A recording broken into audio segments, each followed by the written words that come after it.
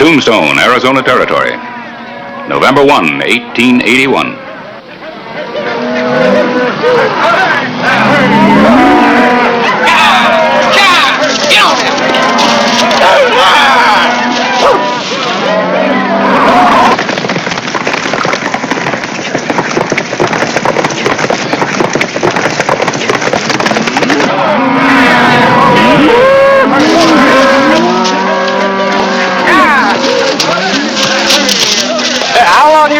Tombstone.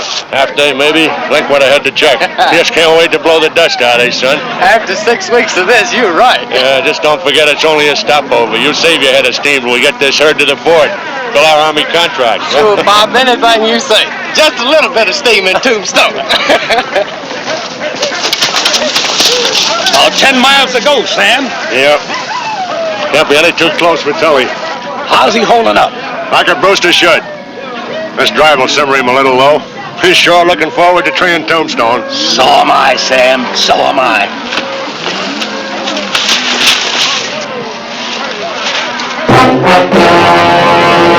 An actual account from the pages of my newspaper, the Tombstone Epitaph. This is the way it happened. In the town too tough to die.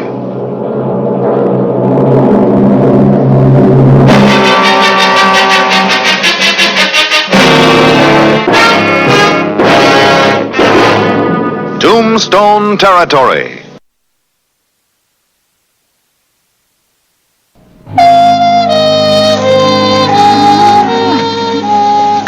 The afternoon of November 1, 1881. Sam Brewster and his trail drivers finally bedded the herd and rode for Tombstone.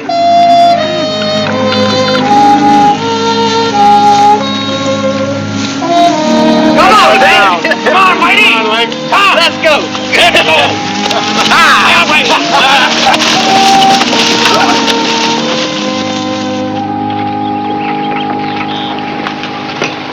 I don't relish your job today, Clay. Not with Brewster's crew. Oh, Sam Brewster's been in town before. Charlie and I always manage to keep him in line.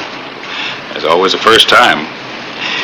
It's too bad there isn't a special street somewhere off in the desert just for cowhands coming in off a long drive.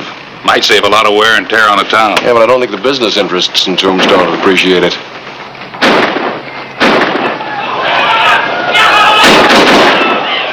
Looks like it's time for you to start protecting their interests. All right, see you around.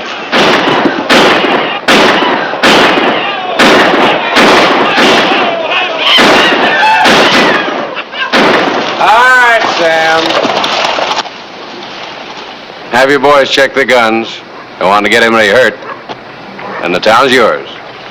Now, boys, let's do what the man says. I don't go naked for nobody. Right out the way you came in. Whoever heard of no guns in a town? You're a new face, mister, so I give it to you straight. When you look like trouble, you check your guns, and you look like trouble. So step down and check your hardware. Check 'em, boys. We're wasting time.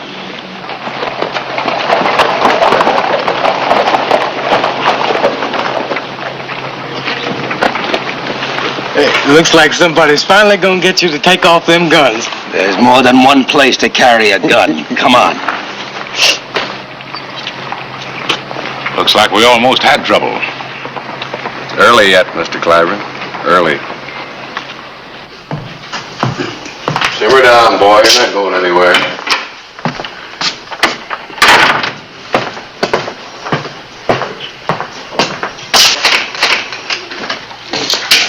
Oh, you quiet, Charlie?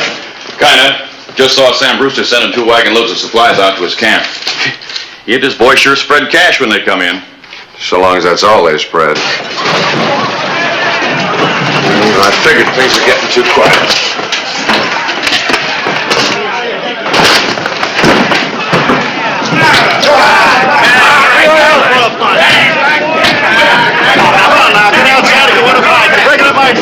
Stop it now! Cut it off! Anybody else want to fight? Cut that place!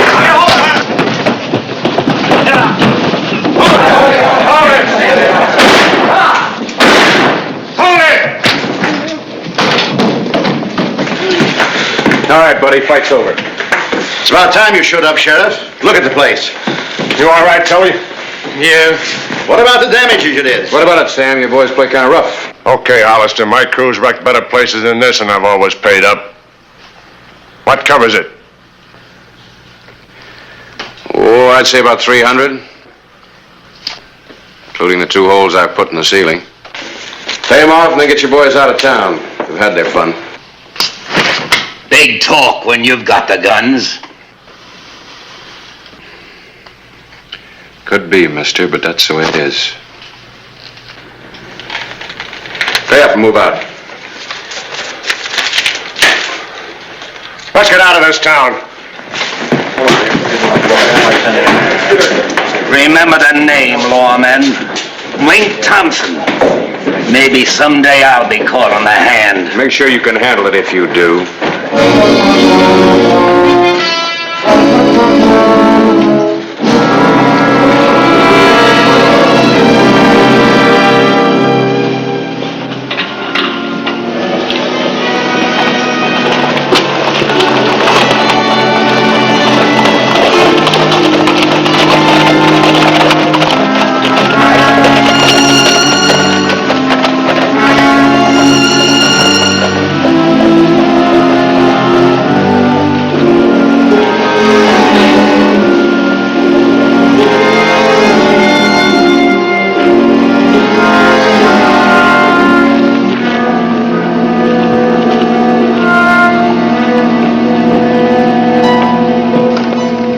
Sure glad to get rid of them.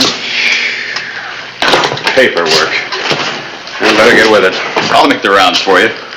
Thanks, Charlie.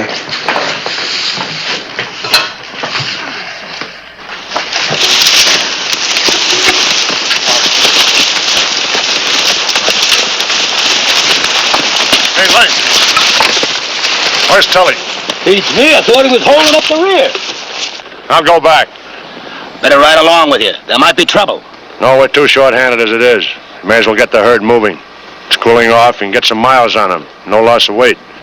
You're the boss. Tully and I will catch up. I sure would like to run into that sheriff again. I hope we don't run into any Indians. Gotta get these cows to the fort. And then? Tombstone, maybe.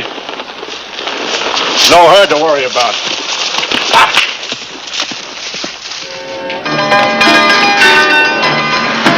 I don't like it, boss.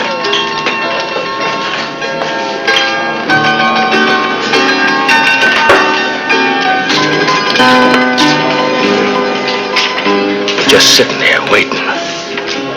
I don't like it. This money's as good as anybody else's. Sheriff ain't gonna like it either.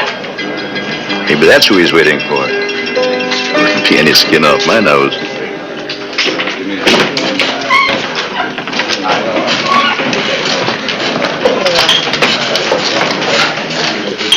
Hey, Otis. Take it easy, Brewster. One fight a night's enough. Not in my book. Not when somebody's holding my hands in the first one. That was an accident, kid. Come on, step up to the bar. I don't drink with a man that's got a yellow streak in him. You don't mean that. You've been celebrating. So now a Texan can't even celebrate a little, huh? I better find Hollister, huh? Yeah. There, maybe you can use that for drinking. Better get out of here, Brewster. Hey, Ted. Yeah, Mr. Radcliffe. Nobody moves. I still got a little unfinished business here. It's finished now, Brewster.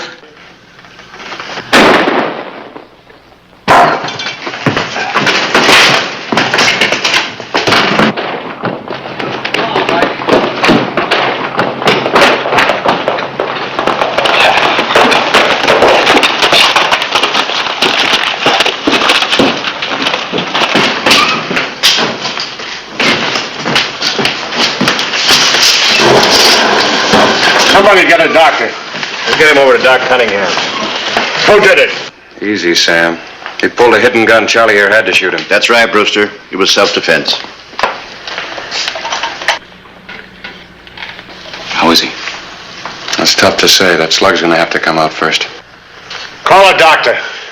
I'll get one of my own. Easy, Sam. Charlie, get him over to Cunningham's. Can somebody help him? I'll help him.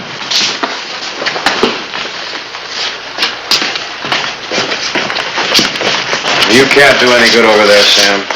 The doc knows his job. Dr. Cunningham's the best in the territory, Mr. Brewster. He better be the best in the territory, Hollister. He is. Because if my boy dies, I'll take this town apart to get that deputy. Wait a minute. He can't do that. It was self-defense. You don't know what you're saying, Sam. These are witnesses. You get this straight, Hollister. All of you. If my boy dies, my whole crew's coming back. And nobody checks our guns.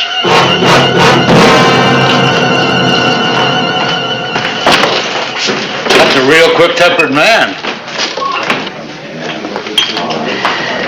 I don't want any trouble out of you, Brocious. Not today. Trouble? Me? Why don't you get back to Galeyville with your own crowd of thugs? Oh, things are getting a little tame up there. Yeah? Well, just stay in line. I have to. Curly Bill Brocious without a gun. Which is why I made you check it. Well, you know I don't start no trouble. I finished a little in my time.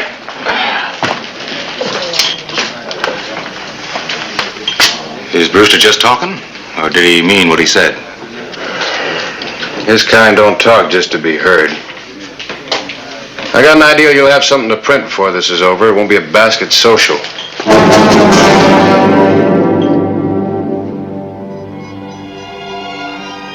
November 2, 1881. Tully Brewster lingered between life and death. Sam Brewster had ridden out of town, but his grim warning stayed behind and remained uppermost in the minds of a crowd that waited outside Dr. Cunningham's office. How's young Brewster? He's dead. Looks as if we're in for it. All of us.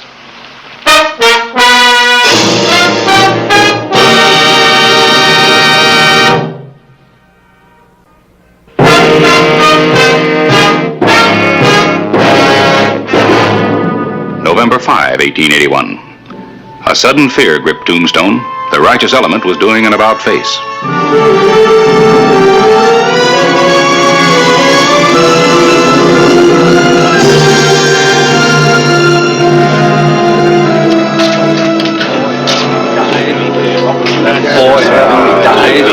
Now it's like I'm telling you.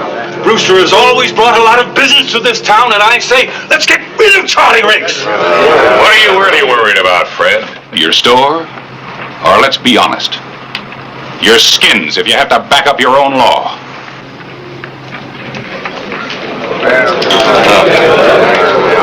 And so that's the way I see it. Why should we stick our noses out to protect a deputy sheriff? What's so funny? Well, I was just thinking how much better you'd like it if Clay Hollister was in that deputy's boots right now. The town's split wide open. Yeah, I know. Well, what do you intend to do? I'll be around. That's all I wanted to know. That's my lead for the paper.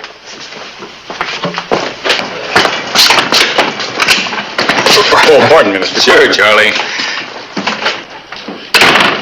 The mayor wants to see you over in his store. May as well get it over with. Look, Clay, if this is what they want... Keep it, Charlie. You're my appointment, not theirs. You won't find a better piece of equipment. Excuse me, I have some official business to do. I'll be with you in a minute. Clay, Don't apologize, Fred. Just get to the point. Clay, you know how it is. Ever since that boy died, everybody's been thinking Thinking what, Fred? You ought to get rid of Charlie? Well, if we do, maybe Brewster won't tear up the town, huh? Now, Clay, most of us have families. And that's why Tombstone wanted law and order. Isn't that what my office calls for, Mr. Mayor? Oh, Clay. Let me tell you something. As long as I wear this badge, Charlie Riggs stays as my deputy. Now, look, Clay, all we want... It doesn't matter what you want. Sam Brewster's calling the shots this trip.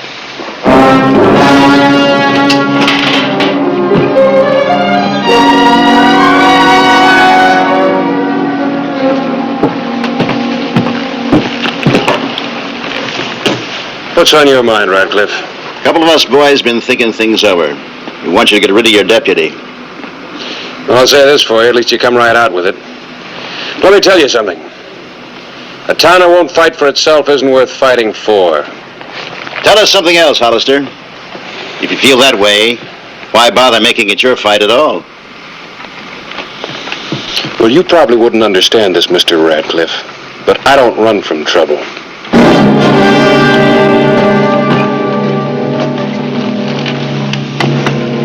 There goes the man, Radcliffe.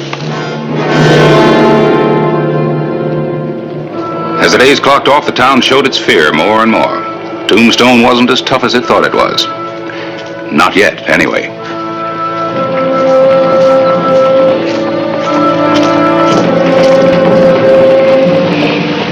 November 16, 1881 saw Link Thompson ride into town to get the word.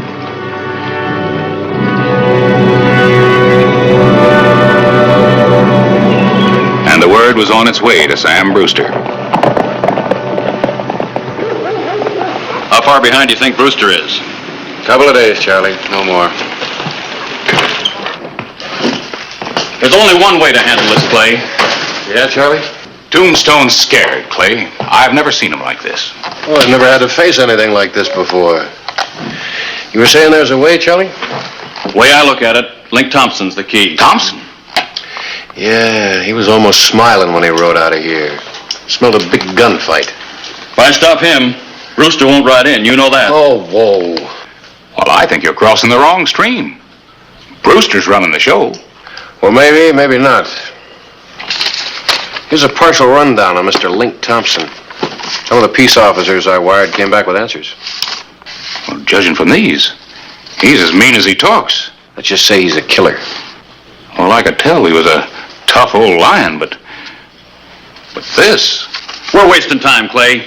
It's my job. I'm going after Thompson. Oh, and catch a rifle bullet. Look, Charlie, be smart. Don't you realize that Link isn't going to let you close enough to catch him before he gets the news back to Brewster? He's just aching for a brawl. Are you trying to say that Brewster'd back down if it weren't for his gunslinger? Well, knowing Sam, I doubt it. Well, then I don't understand. But anyway, Link will keep Sam so needled that even if we had a chance to reason with him, we can't now. Well, then Charlie's right. You should have stopped Thompson from leaving when he rode in. On what grounds? Well, what about these? Well, the only problem with that is they've never been able to prove that it wasn't self-defense. Well, then we're right back where we were. That's right, Harris. To quote you, with a scared town.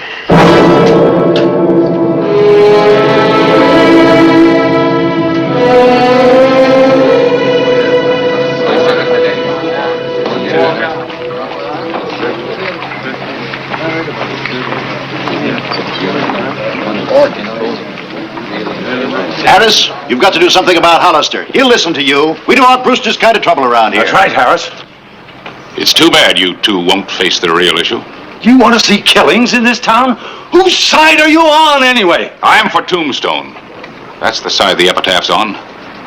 I'll write the story either way. This town can hold its head high or down in the dust. The answer's up to you.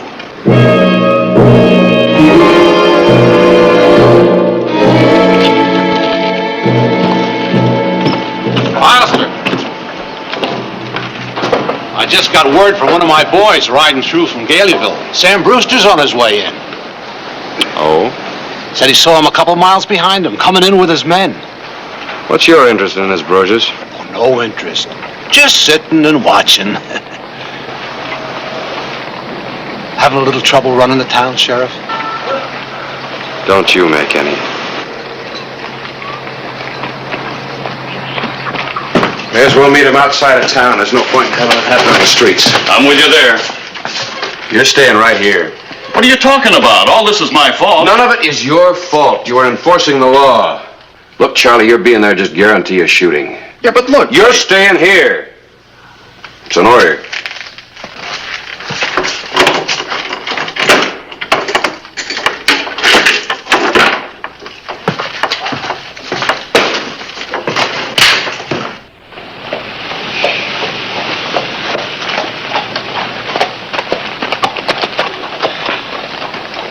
If you'll wait a minute, I'll get a horse.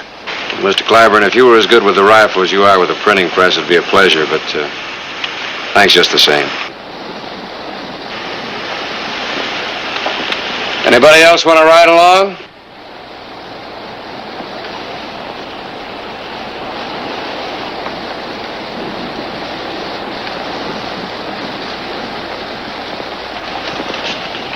I do, Sheriff. I guess there ain't no argument about how I can use one of these now, is there? None whatsoever. There's your horse.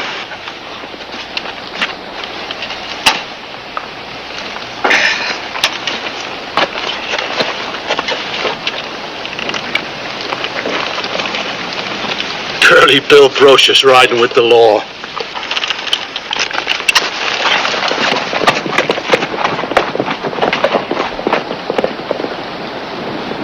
This town ought to feel real proud of itself. I don't see Charlie riding. I guess the sheriff figures there's no sense asking for a shooting.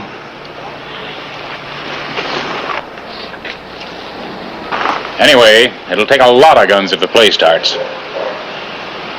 How about it?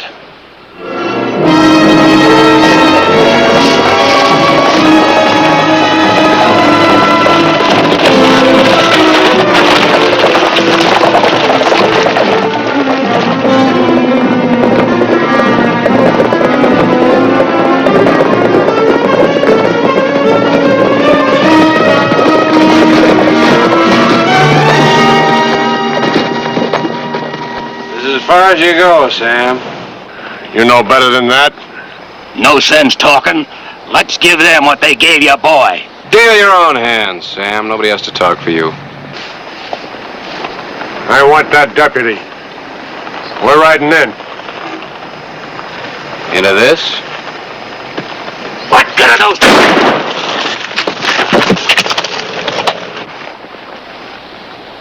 All right, boys, we're riding through.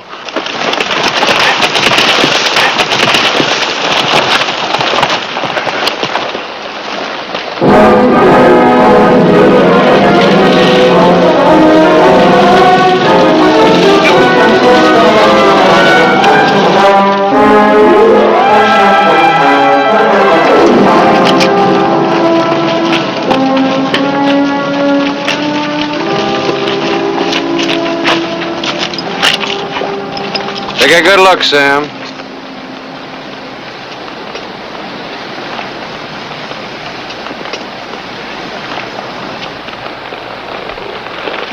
Looks like I forgot one thing, Hollister. You can't fight a town. You called it. Now turn around and ride out. And take that with you. Get him patched up.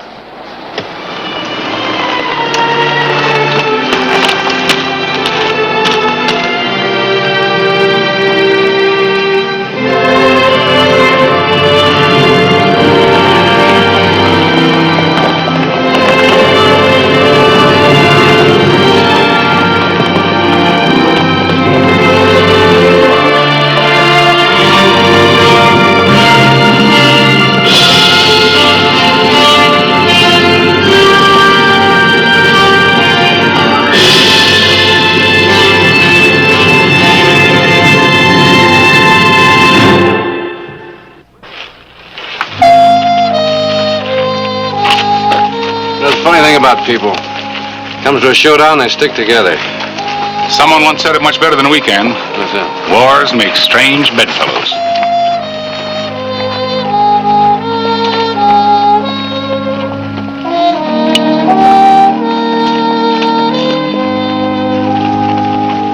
That's the way it happened. In the town too tough to die.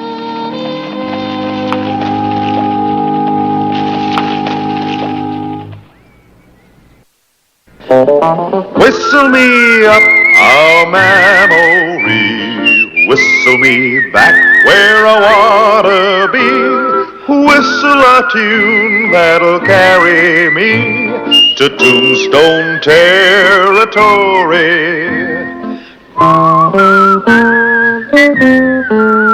If your past has run foul of the law, it's a handy place to be.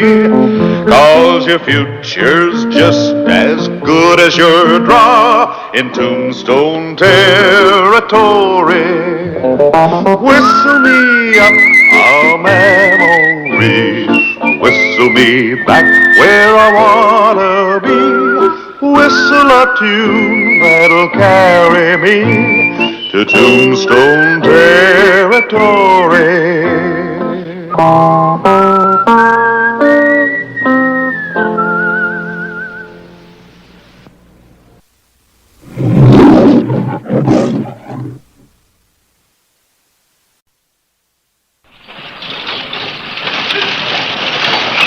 Tombstone, Arizona Territory, March 24, 1884.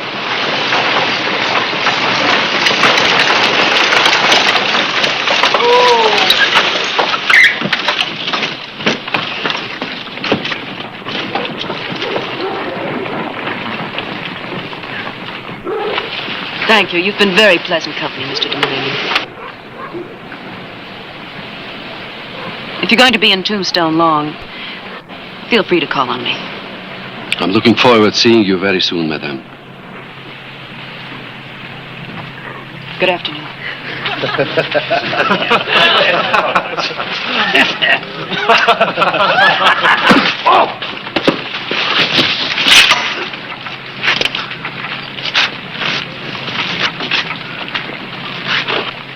What's going on, mister?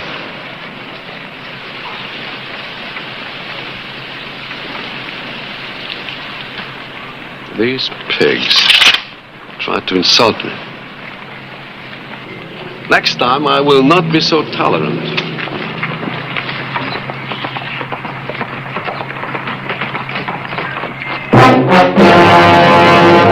An actual account from the pages of my newspaper, the Tombstone Epitaph.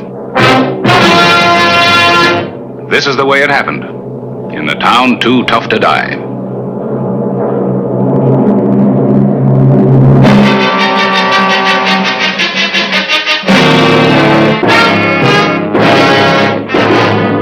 Tombstone Territory.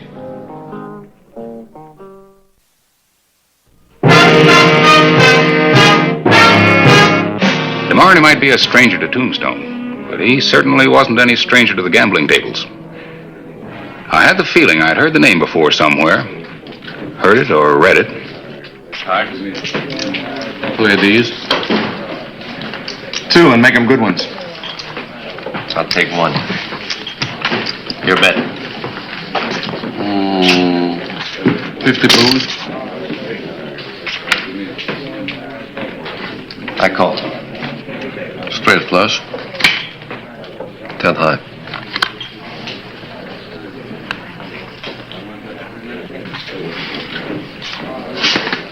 Cheating. You are not a gracious loser. You're not only a cheat, you're a craw-bellied coward. Don't let your temper bury you, my friend.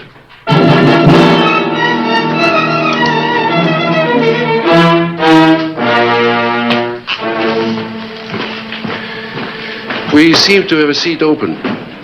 Care to sit in, Sheriff? No, thank you. It's a little steep. Too bad. I had a feeling you would be quite an opponent. My deal, I believe.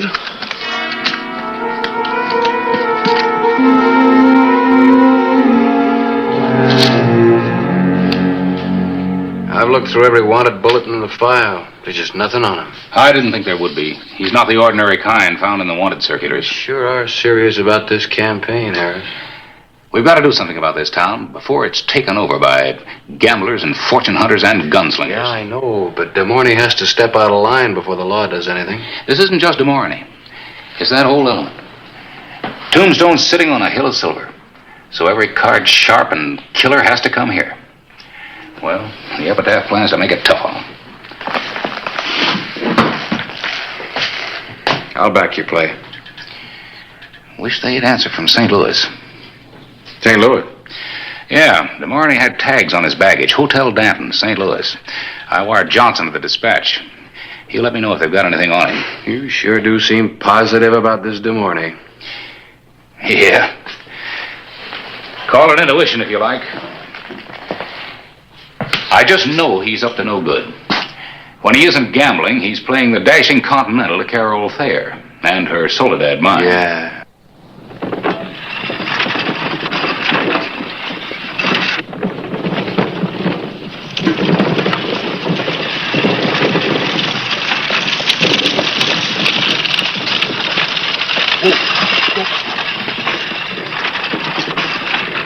We've been running about 80,000 a month.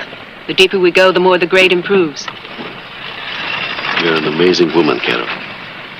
I don't imagine any woman could amaze you, Raoul. Oh, you are not any woman. Just like I'm not any man. People like us are different, Carol. As different as high-grade ore from plain dust. I'm glad I went to St. Louis.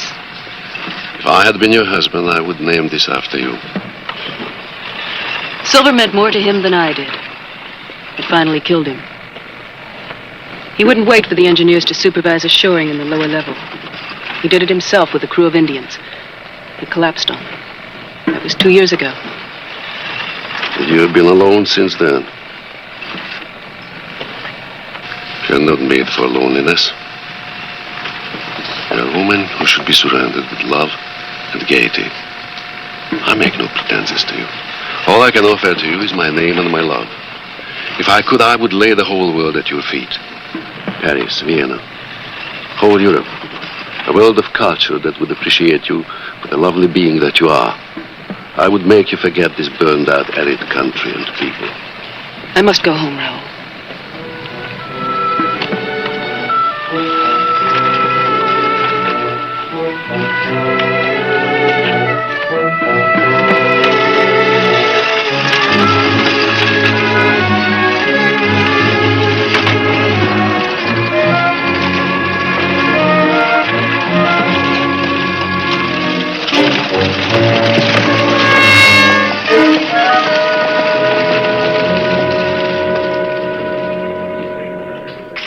I'll bet $20 hard cash he wears silk underdrawers. Any man that wears perfume and lace has got to wear silk drawers. It goes hand in hand. Yeah, sure be interesting to find out. But I ain't gonna tangle that pig sticker of his, not me. What's it worth to find out for sure? Huh?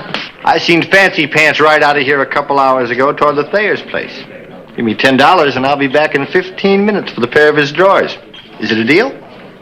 Yeah. I'll put $2 in. Here's a couple. Who else will chip in? I got $5. There's $1. I got 2 over here. Oh, I think we're wasting our money. He'll never do it. Oh, yeah?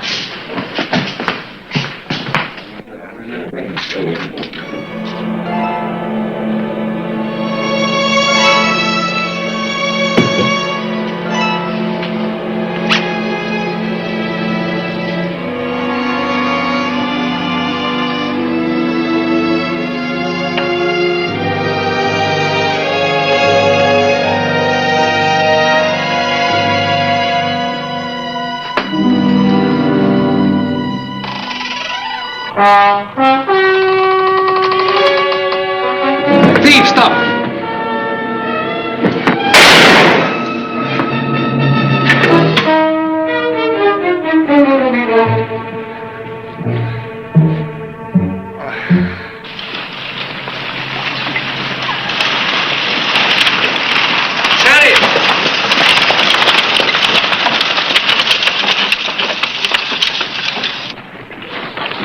Pity about the wounded boy, Sheriff. Oh. I had no way of knowing he was so young. I wish I could believe that. I'd like to talk longer, but the lady's expecting me. Oh. Well, get on your way. I wouldn't want to hold up your romance. Au revoir, Sheriff.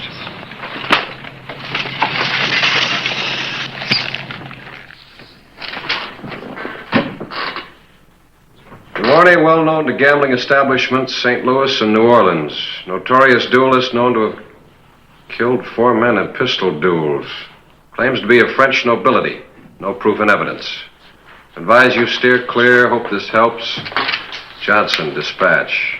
What are you going to do about this, Harris? I'm going to print it. Let the people of Tombstone know exactly what Des Moines is. Well, that's fine, but what about Carol Thayer? She should be the first to read this. DeMarney's after the Soledad, and she hasn't sense enough to see it. I don't think she's going to appreciate having the whole territory know that Des Moines has made a fool out of her. That's what'll happen if you print this. Well, what do you suggest? Let me show it to her. Des Moines will be on the first stage out. All right. I hope it works. She's a pretty stubborn girl.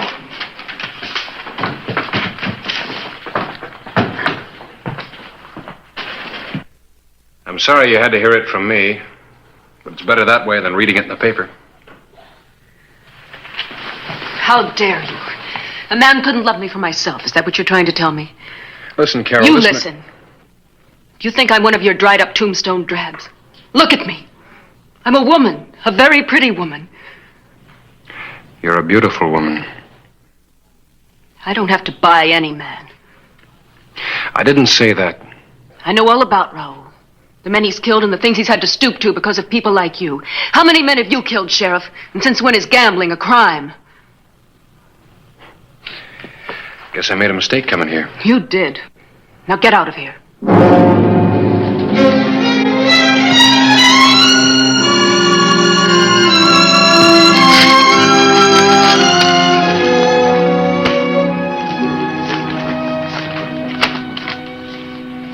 St. Louis reports on Des Moines. The fair city of Tombstone is unwilling to host to one Raoul Des Moines. Now maybe he won't find the picking so easy in Tombstone.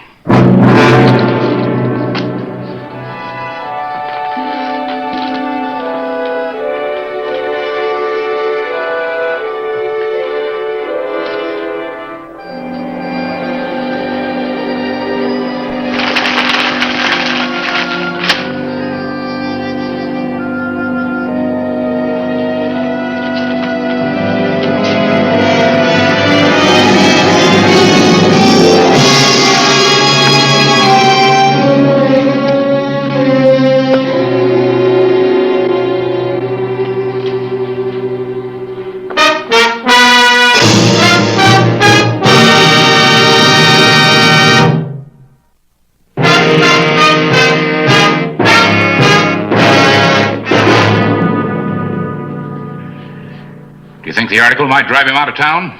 I doubt it. His kind don't scare very easy. Speak of the devil. I rather expected to find you here, Sheriff. What do you want? I think you know.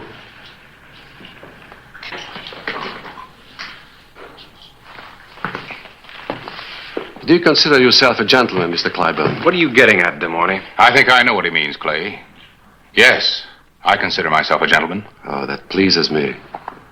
Accept my insult. No, Clay. You have my challenge, sir. You don't have to do this, Harris. It is a matter of honor. I accept. With great pleasure. Unfortunately, I will have to act as my own second, due to the shortage of gentlemen in Tombstone. I assume the sheriff will act for you, sir. What are you after? Another murder? Murder? No murder. There's no law against dueling in Arizona. Dueling is a part of culture. Man against man with equal weapons. With a distinct advantage to a killer trained in the use of a dueling pistol. An art, a refinement, a sophistication foreign to you people. Foreign to the 4 men you killed? I should know better than to expect you to know the niceties of gentlemen in combat. Your kind is better suited to brawling with your fists. Or shooting behind protection of wagon wheels. You all through now? Mm-hmm. Maybe you'd like to slap my face with your little gloves.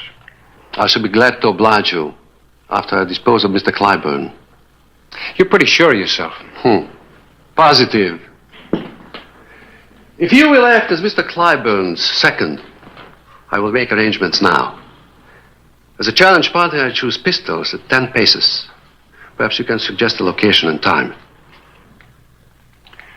Tomorrow morning at 6 o'clock, San Pedro Wash. Excellent. Good night, gentlemen.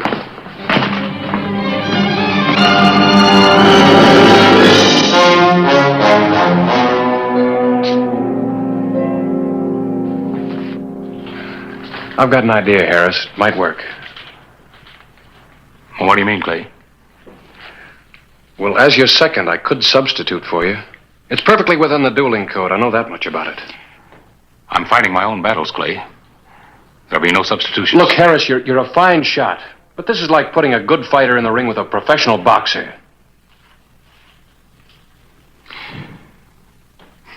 I can't let any man put me in the position to be called a coward. You're no coward. Thanks.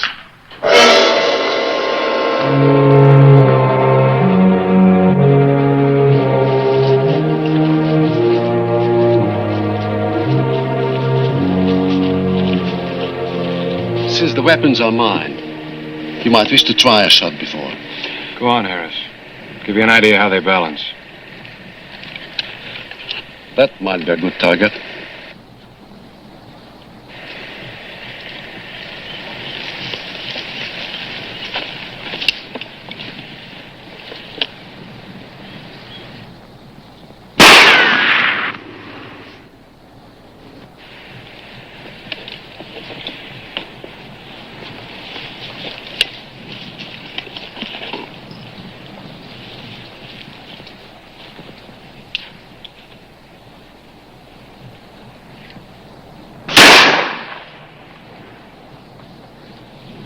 If you are kind enough to reload, we can get on with this business.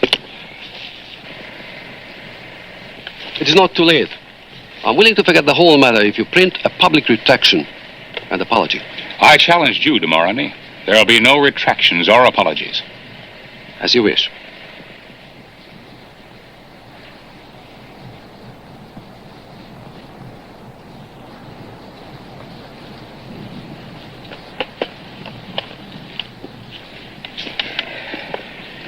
After you.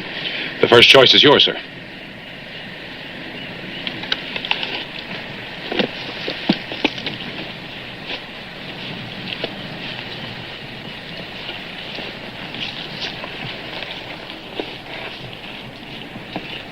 At the word march, you'll each take 5 paces to my count. At the 5th pace, you can turn and fire at will.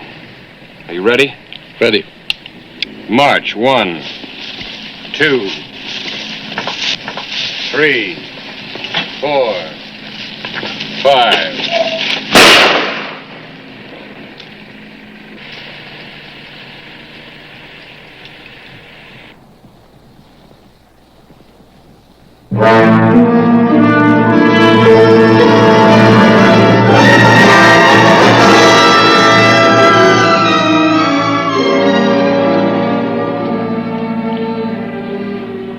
I'm not ready to shoot.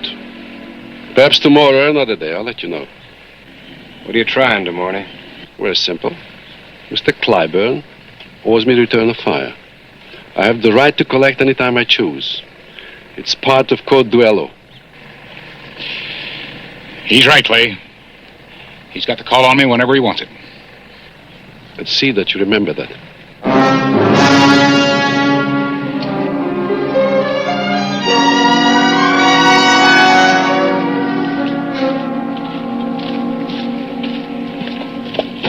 You were wonderful. Oh, there is no satisfaction to take his miserable life. De Mornay. What now, Sheriff? You use every trick in the book, don't you?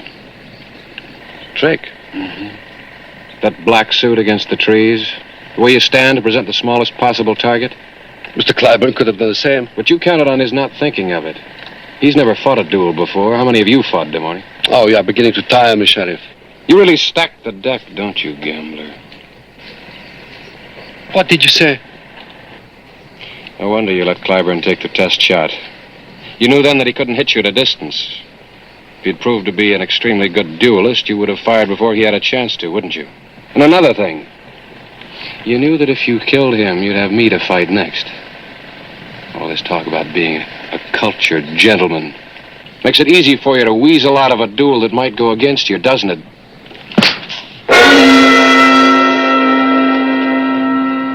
Thought you'd never get around to that. Are you a gentleman? At your service, monsieur. Nobody can talk to me like that. I'll use my own iron. That gun against the most delicate weapon the world knows? Well, I guess that's what it is. It's the new world against yours. Your world's old, Damani. One of honor. One bullet, of course. That's the code. Mm-hmm.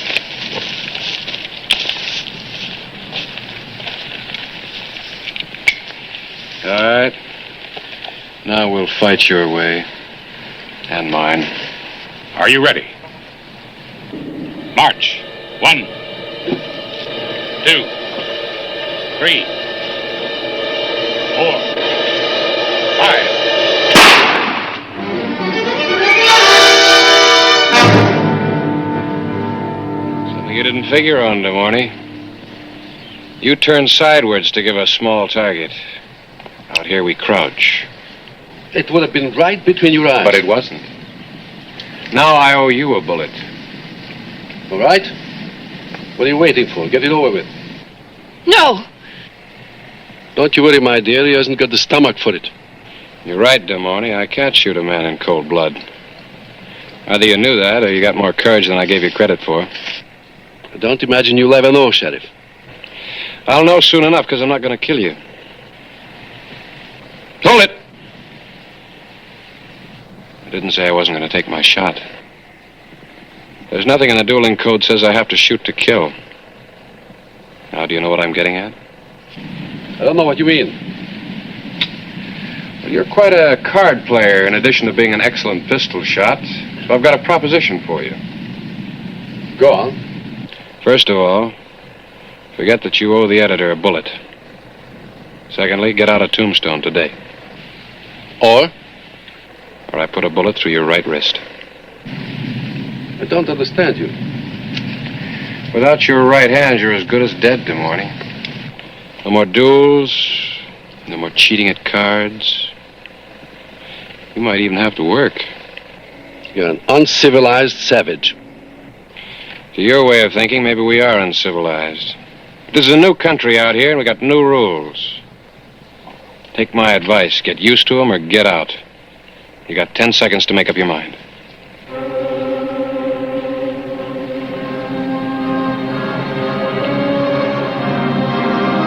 5 seconds.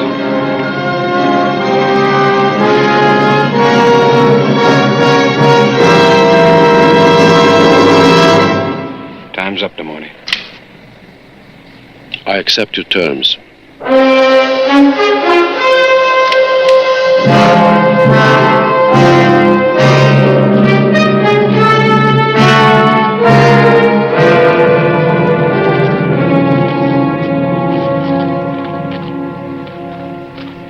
Sorry, my dear.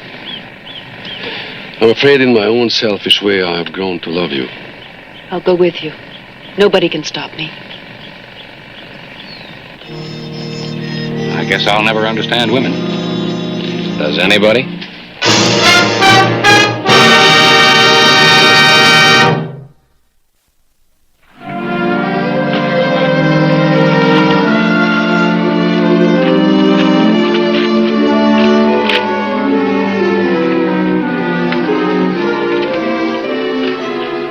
Mrs. Stair and I are leaving Tombstone to be married. Will you accept my hand in sincere apology? I want to try living in this new world of yours. You said it has a new set of rules. That's right. Well, surely there must be a room for apology in those rooms.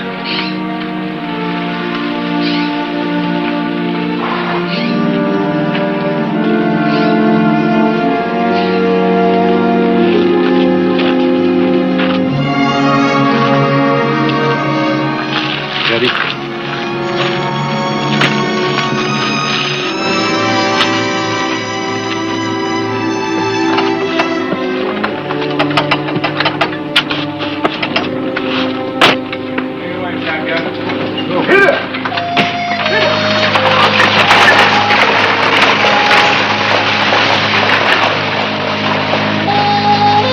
Well, what do you think? Understanding comes hard sometimes, but it's worth it in the end.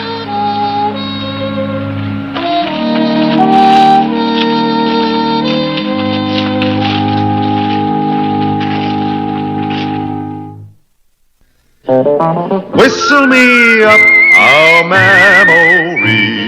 Whistle me back where I wanna be. Whistle a tune that'll carry me to Tombstone territory.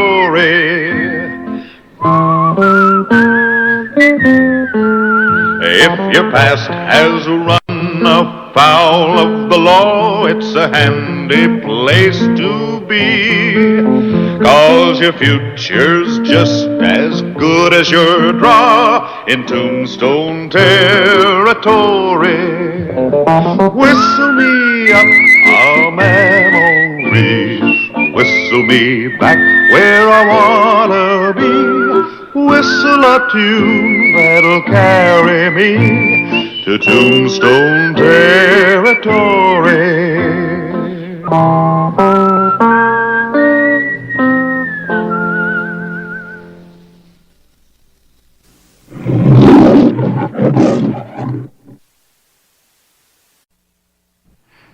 Tombstone, Arizona Territory, December 8, 1882.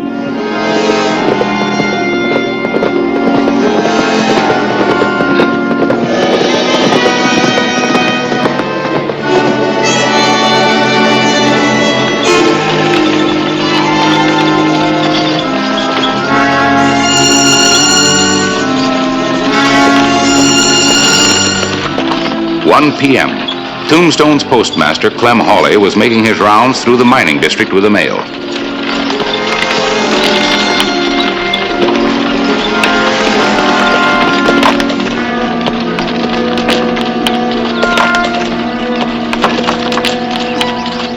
Ben Burnett. Didn't expect to see you out here. Don't tell me the Occidental's closing down in the afternoon. No, it's nothing like that, Clem. Just thought a breath of clear air away from the saloon might do me some good. Oh, don't believe I know your friend. Well, I'd like to have you meet him.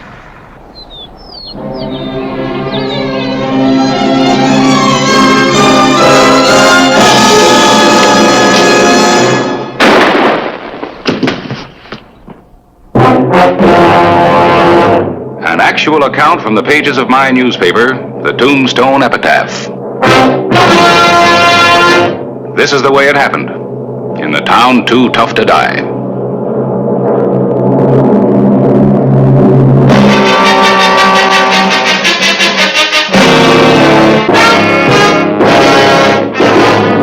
Tombstone Territory.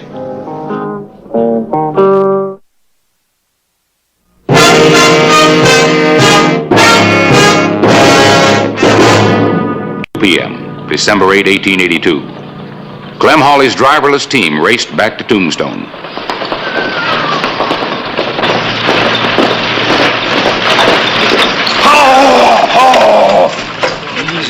Easy, baby.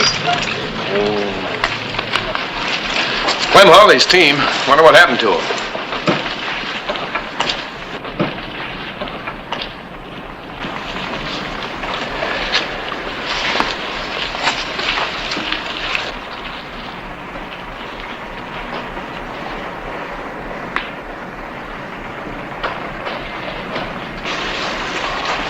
Where's Clem?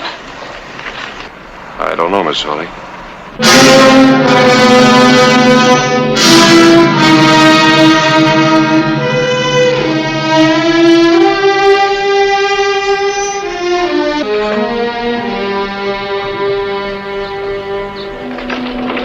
Clay Hollister and his deputy rode out to backtrack the postmaster's route. Ella Hawley insisted on driving the buckboard. Tombstone's Dr. Cunningham completed the group.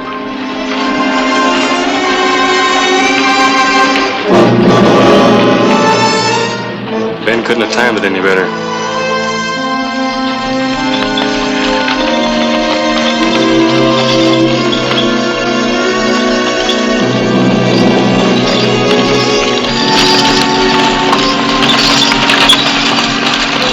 Yourself, Ellen. Clem probably stepped out of the wagon for a second and the team bolted. That doesn't explain the blood on the seat.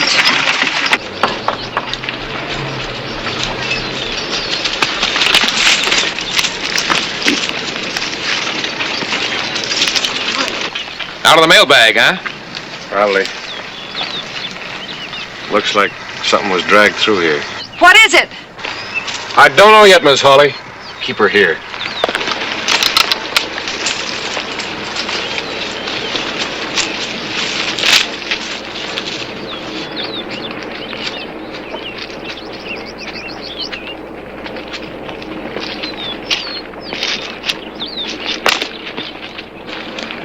Doc!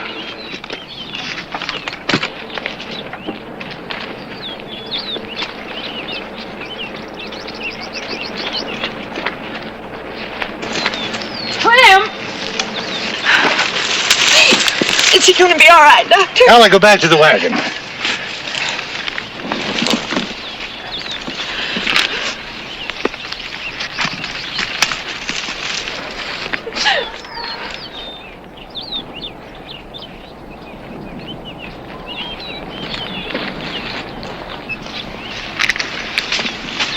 You know Doc Cunningham's the best there is, ma'am. Of course. Maybe I could lend a He hand. knows what he's doing. Maybe I Jim's could... there if he needs any help. Now, do you know of anybody who might have held a grudge against Clem? Oh, not even in Tombstone. Being postmaster just sort of kept him in the middle. Never even had to take sides. Was there any money in the mail? Oh, I helped Clem pack that bag myself. It was just regular mail. Why would anybody want to rob him? I don't know, ma'am. Not yet.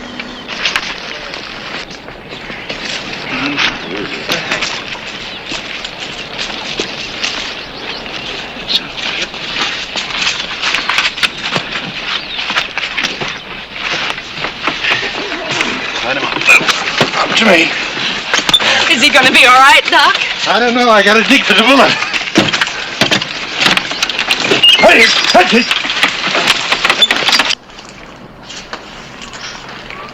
It's time. Bring our horse around the back. Thank you, George.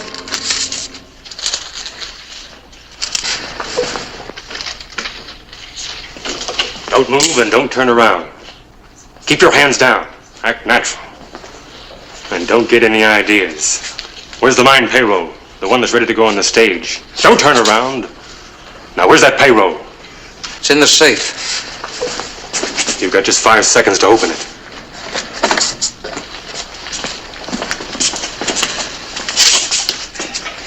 Hurry it up. I'm doing the best I can. Keep your eyes on that safe if you want to live. I wanna.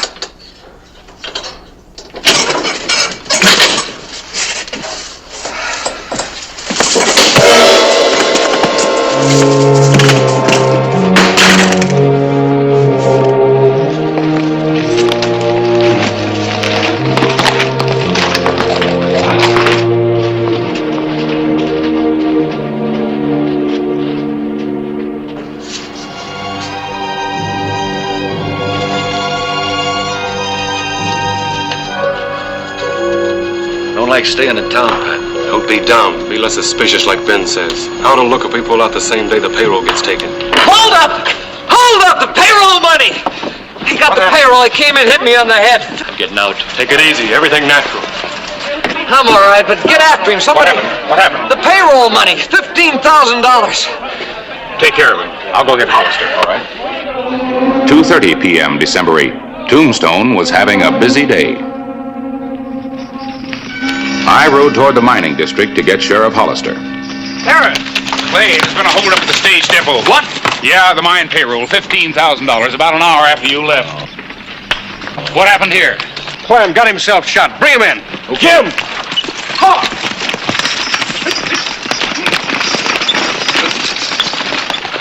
I don't know, Mr. Hollister. Never saw his face. Wouldn't let me turn around. He saw to that. Afraid you might recognize him. Means he could be local. You say he came in the back way? Yep, and there was the $15,000. All wrapped up and waiting for him. And it's the first time I haven't been with you till the stage came. That's right. Let's check outside. Had to be somebody in town, huh? Yeah, looks that way. Whoever shot Clem Hawley was in on this too, I think.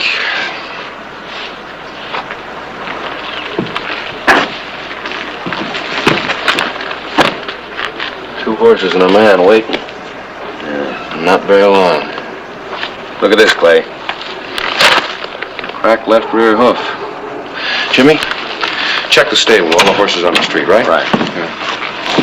Just rode in with Ella Hawley. Clem come to yet? No. Harris, I don't think Clem was robbed at all. I think it was just a scheme to pull us out of town, using the old man as bait. Pretty grim business, shooting a man in cold blood. Yeah. Let's go see if we can give the doctor a hand. Clem's got to identify who shot him. How is he, Doc? It's hard to say. I got the bullet of 45, but he's hemorrhaged a lot. He's still in a coma. He's an old man, Clay. He may never come around.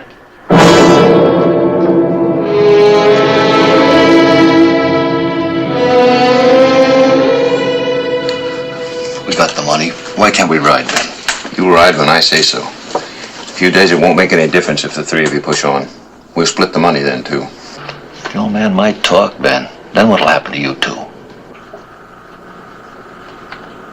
I'm going to forget you tried to divide us, Rig. I didn't mean it that way, Ben. We're all in this together. It's just that we're all new to this thing, that's all. I know that. You might have a point, Ben. Maybe the old man will talk. Then why didn't you kill him? A little nervous, I guess. Never done nothing like that before. Unarmed old man. Maybe you don't want your share. No, nothing like that. All right, let's break it up. The angel Gabriel himself couldn't talk. Not with where that bullet hit him. Ben, why can't we all ride? Look, it took me 6 months to set up this deal. Right out today and Hollister will smell a rat. I'd sure like to know what Hollis is up to, though. From what I hear, he's just sitting and waiting. For what? Well, maybe one of the three of you'd like to ask him.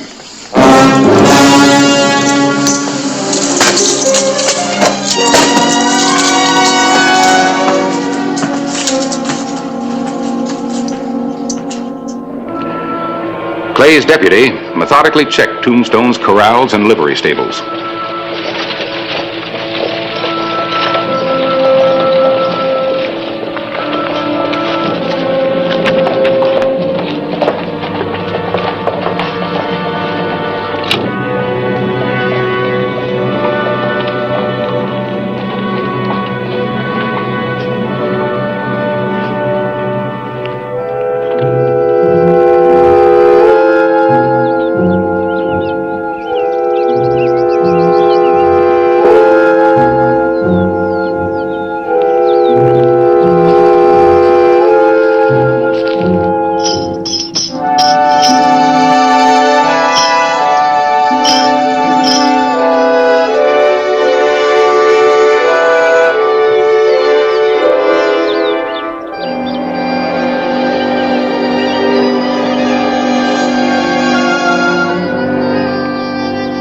At the OK Corral, he made his discovery. I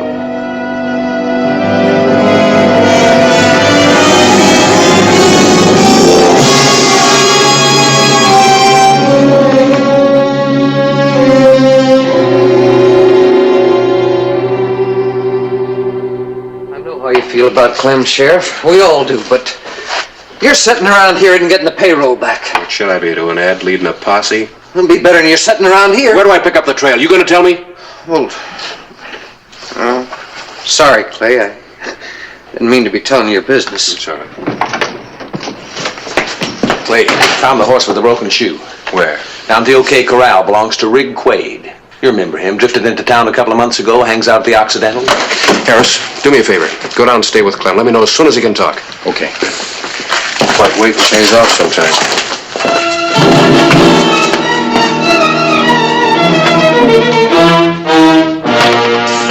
December 11th, 2 days after the robbery, Clay Hollister had a lead. He's at the bar.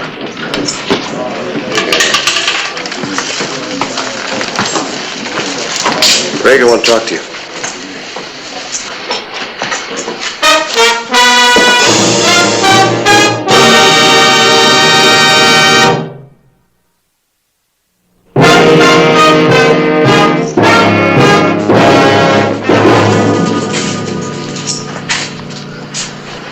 Got some questions I want to ask you. Who's stopping you? In my office. Come on. I got no business in your office. Well, I think you have. You got a horse with a bad shoe, and that's my business right now. I'm staying right here.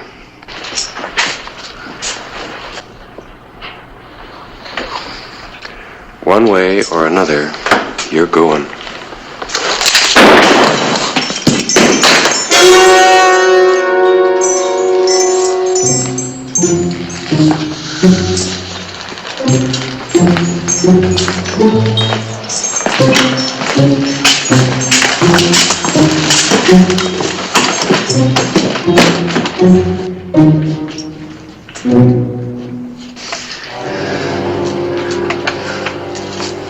Look, I told you. Someone stole my horse. That's my story. You've got no right to hold me. You've made no charge. Making a big mistake, Rick. I know the robbery down at the depot is tied in with Clem's shooting. If he dies, the charge will be murder. Now what's your story? I was at the Occidental. I came out. My horse was gone. Someone stole it. And when'd you go to the depot? What are you trying to do to me? I wasn't anywhere near the depot. I was over at the Occidental with Pat having it. Pat who?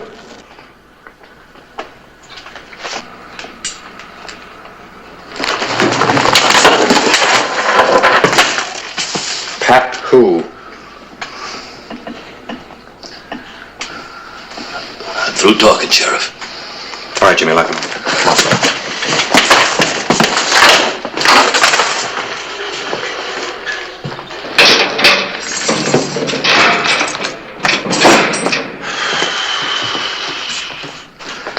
What do you think?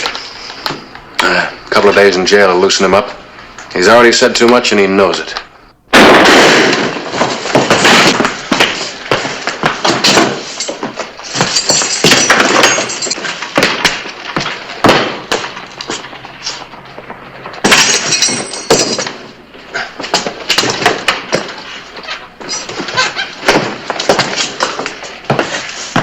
How is he? You got it plumb center, Clay. Anything out there? Nothing. Clem's just got to talk. That's all we really got. That and somebody named Pat.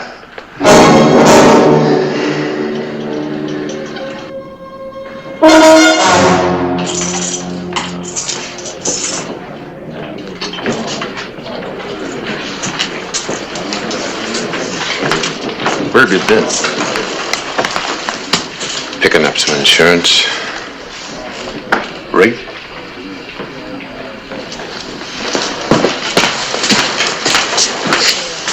Ben was right. Rig would have talked. That makes it 5,000 apiece now. Unless the old man pulls through.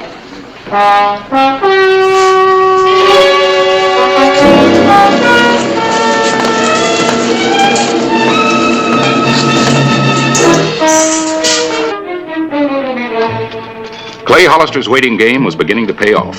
Some people were getting nervous.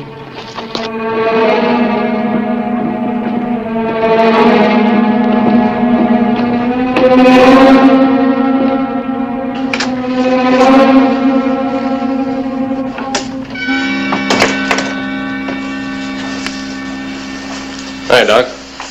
Oh, man. The whole town's asking about old Clem. How is he? Touch and go. Oh, that's too bad. Clem won't talk again, I hear. Too early to say. I see. Well, I'll let his friends know how he's doing. See you, Doc. Oh, shoot. Bye, Pat. Thanks, Doc.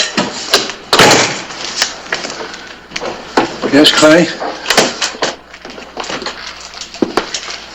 Chances any better, Doc? Frankly, Clay, I can't figure what's keeping him alive. Hasn't said a word. Nothing. Hasn't opened his eyes. Just hanging on the brink all day. Doc. Oh, another crisis. One of many. Clem's as tough as an old crow. Listen, Doc, I better come back later. I want to talk to Mrs. Hawley when she's feeling up to it. Okay.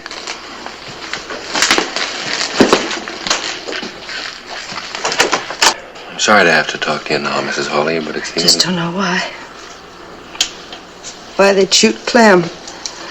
He never hurt anybody. Why him? After all that suffering. Well, if it's any consolation to you, I'll get the man that did it. There ought to be something I can do to help. There is something. Anything.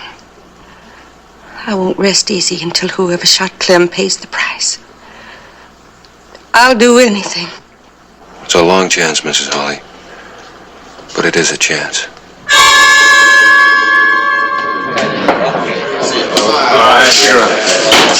Listen up. Clem Hawley's got an identification to make. You mean the old man pulled through? He came to, if that's what you mean. And he says he can identify who gunned him. He can talk? No, but there's nothing wrong with his eyesight, and I'm going to run every man in town past him if I have to. Well, I don't know. Now let's go for the doctor's office. Well, that's big idea. Move out!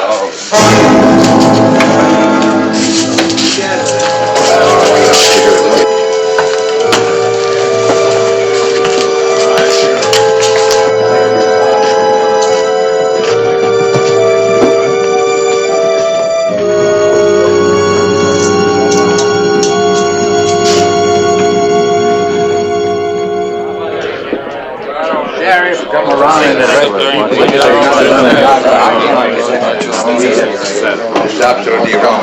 All right, quiet down. You're all going to stand in that doorway one at a time, see what Clem has to say about you, then you can go. Miss Holly, will you just lift Clem up a little bit so I can see better?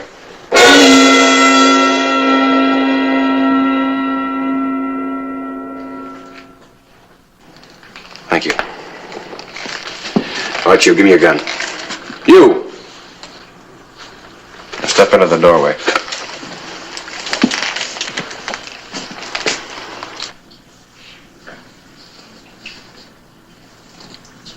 That the man, Clem? No, Sheriff. Next man.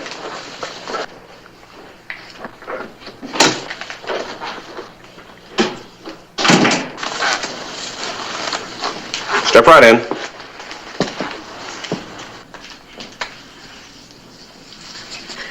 Take your time, Clem. You think about it. Is that the man? No, Sheriff. Next man. You. Take a careful look at this one, Clem. Careful.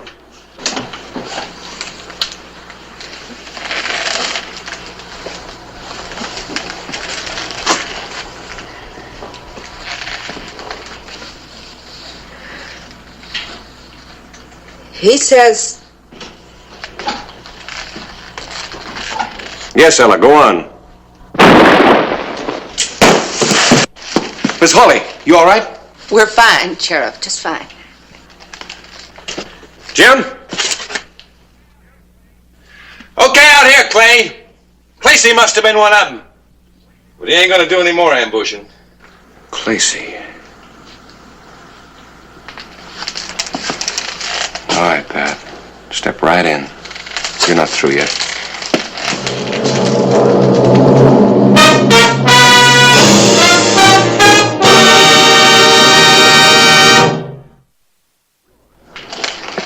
Tip your hat back a little so I can look at you better.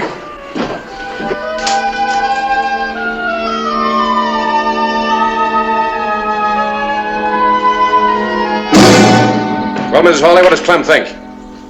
Clem says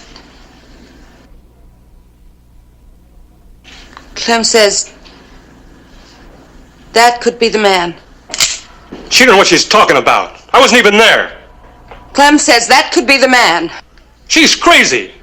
He had Clacy shoot the old man. Shut up! I didn't do no shooting. I was at the depot. You fool are just guessing. All right, Jimmy. Take our boy here over to the office where he can keep on talking. Get...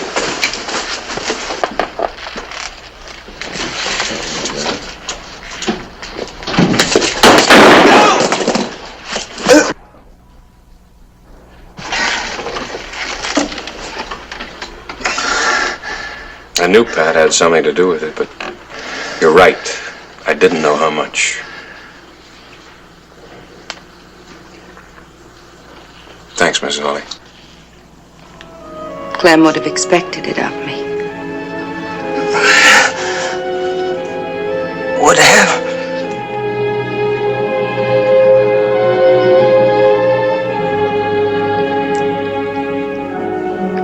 Clem died an hour ago.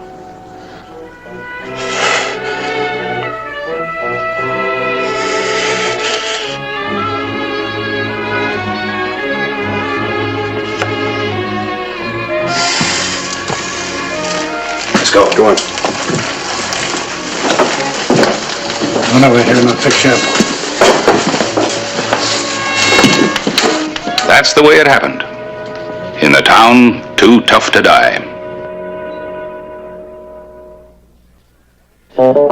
Whistle me up a memory, whistle me back where I wanna be, whistle a tune that'll carry me to Tombstone territory.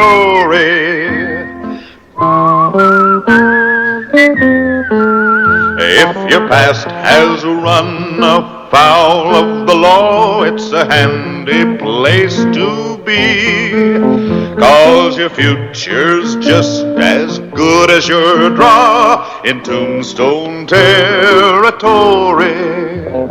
Whistle me up a memory, whistle me back where I wanna be, whistle a tune that'll carry me to Tombstone territory.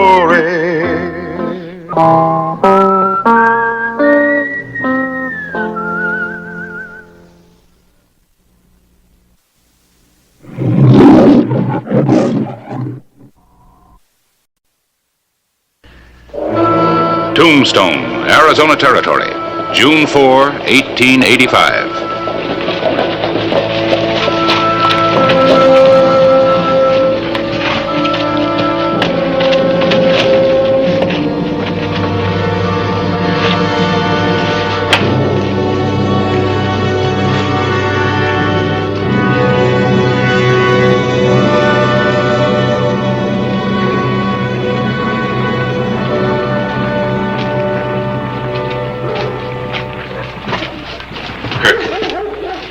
This isn't any good.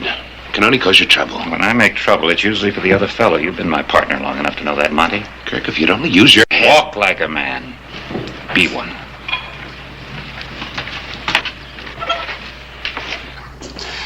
Until the lawless element is stamped out, there can be no legal trade in beef in Tombstone. Why don't you print the truth once in a while? Well, Stevens, we were just talking about you, weren't we, Charlie? None of your sarcasm, Clybourne. Kirk's one of the biggest cattle brokers in town. When he talks, you listen. The sheriff's been hounding hard-working cowboys, calling them rustlers. But the people knew the facts about Hollister, instead of the lies you print in that filthy sheet. Get out of my office. Not till you promise to print the truth. Well, now that I've always done. All right, if you're going to print lies about me, I'll see that you don't print anything at all.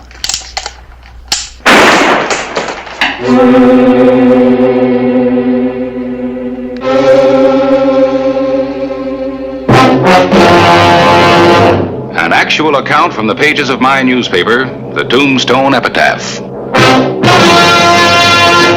This is the way it happened. In the town too tough to die.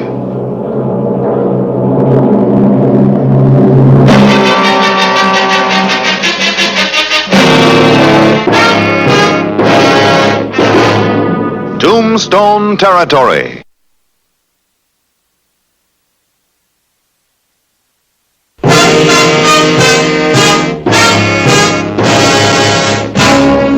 On that morning of June 4, 1885, it looked as if the publication of the epitaph was coming to a violent halt. Monty, get the boys and tear the place apart. I have a better way. The only better way would be to hang Clybourne from the nearest pole. Set up a headline, Harris. Cattle broker splattered by buckshot. Just what were you all planning? To wreck the epitaph. My partner and I were just explaining to Mr. Clybourne that we disagreed with his policies. Oh, well, that's all right. So long as you do it peaceably. You ain't so peaceable, running my best beef suppliers out of the territory. All your beef suppliers are rustlers. Everybody in town knows that. Because he tells them. You push people around, he turns you into a tin god for doing it. Get out.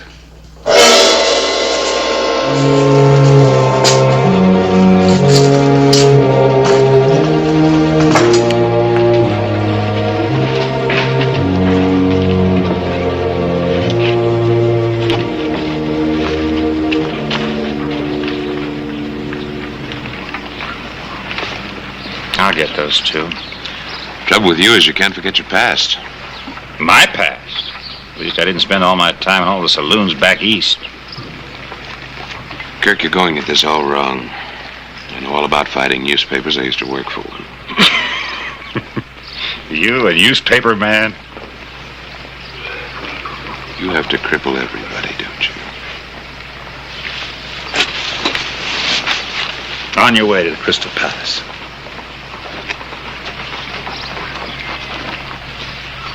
Newspaper man?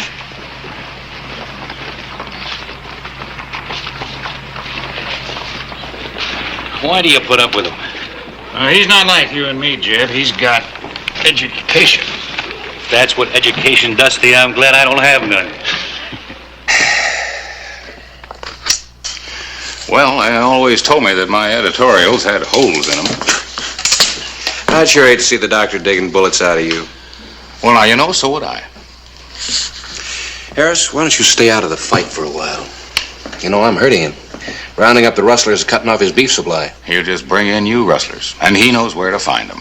He used to do plenty of rustling himself. That's true, but it was never proven. Well, there wasn't as much law then. Now he's respectable, powerful man with a lot of money.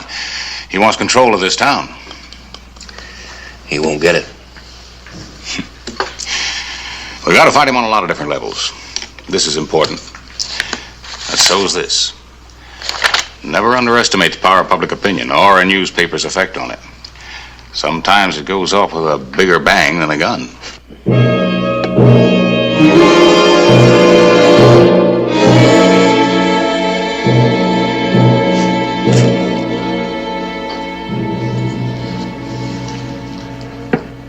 You really don't know very much about me, do you, Kirk? Oh, what's there to know, Monty? How many quarts a day you can put away?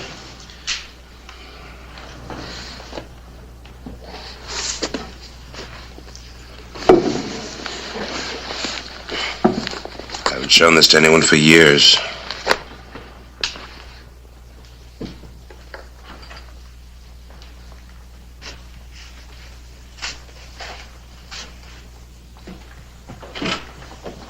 Montague Davis. So you did work on a newspaper? Managing editor of the Baltimore Observer. How long? Nearly 2 years. What happened? Well, Never mind, you don't have to tell me. after Baltimore, I tried Chicago. Then I sort of lost interest. That's when I started to speculate in the cattle market. Lucky thing for both of us. Kirk, I want to get back into the newspaper business. What? Oh, we got the sweetest setup in the whole world. Get rid of the sheriff and the epitaph, we'll run the town. The politicians back east have a rule. Don't fight a newspaper unless you own a newspaper. You can own one, Kirk. Newspaper? Sure. And I can run it for you. You can control public opinion, have anything you want. Get rid of Hollister, even become mayor. How come after all these years you got the itch again? Each of us has to try to be a man in his own way. If you say so, Kirk, I'll start ordering the stuff. We'll call the paper the Bugle. It'll sound taps for the epitaph and the sheriff. Maybe.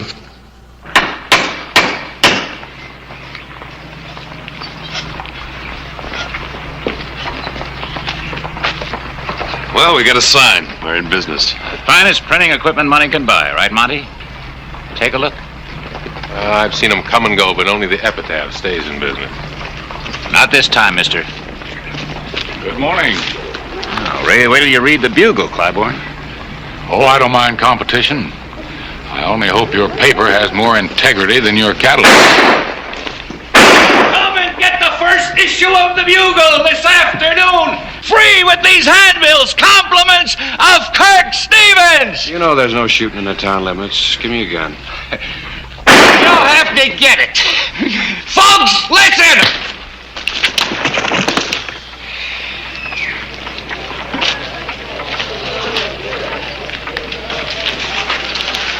You'll be all right in a little while.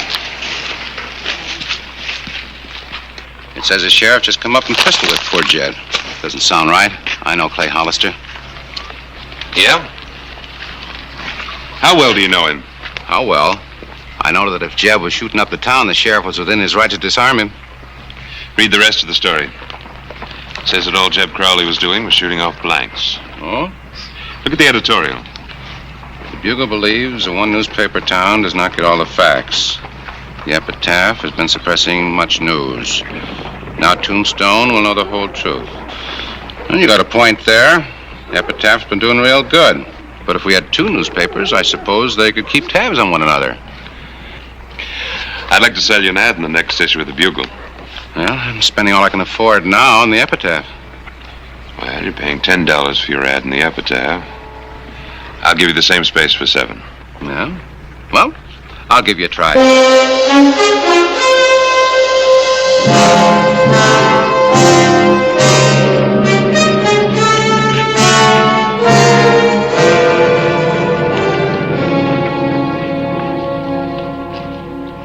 You're a lawman by election only, and that newspaper can turn public opinion against you.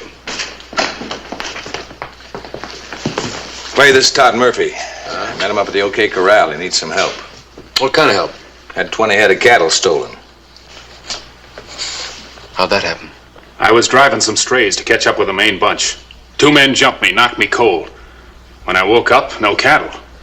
Where was it? About 5-6 miles out of town. You show us, huh?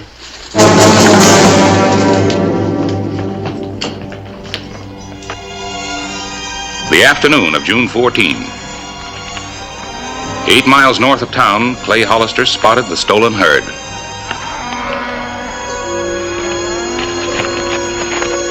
And the rustlers spotted him.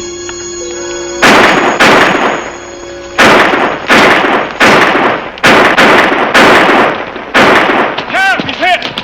Sheriff!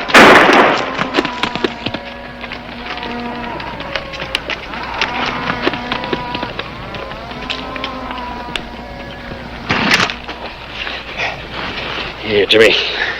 Let me see that shoulder. Is he hurt bad? Painful. Bullet went clear through. Jimmy, if we catch your horse, you think you can make it back to town alone? Sure. How far north do you figure the main herd is? About a couple hours ride. I better ride along with you, make sure those boys don't try again.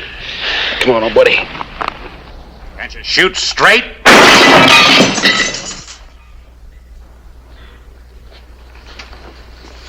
Like that. Go on. Well, the sheriff and the other guy drove the herd off. We figured it didn't pay to follow. You were right. You can't fight Hollister with 6 guns. We'll get him. Nobody saw where the cattle went but you? That's right. The deputy rode back towards town. You had the ownership papers with you to prove you were in rightful possession of the cattle. We worked the way Kirk taught us to. We can turn this against Hollister. The only thing I want to turn against Hollister is a gun. Kirk, if you'll only have a little patience. Stick around, boys. I may have a job for you.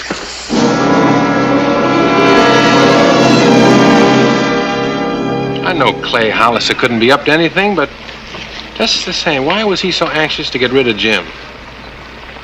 Where's the herd now? Excuse me. It's up north, if you care to look. Clay, no offense. This was just about the rustling and... And what? Nothing, Clay. Nothing.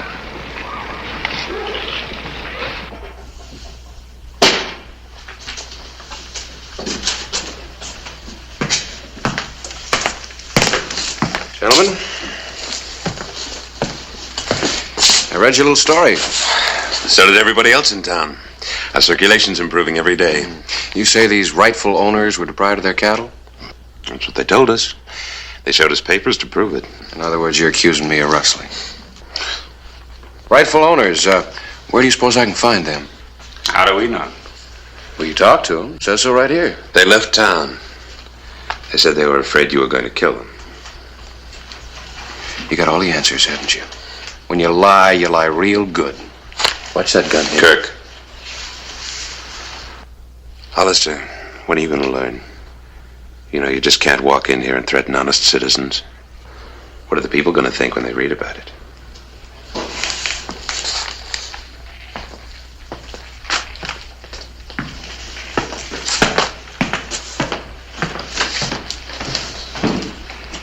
weren't for you, he'd be lying dead right there. We're killing him with words. Seen this? Mm-hmm. I'll say this. Somebody over there knows how to put out a paper. Harris, when are you going to lower your subscription rates to match those of the Bugles? Wish I could. It's impossible. Maybe they've discovered a new law of economics. How to show a profit while operating it under cost. Well, it seems to me like one man should be able to put out a newspaper just as cheap as another. Kirk Stevens is paying for the losses of the Bugle out of his cattle proceeds. Maybe Stevens is just a good businessman. Anyway, you can't expect us to pay extra for the epitaph when the Bugle's just as good. And maybe a little more impartial. Impartial? How do you like that?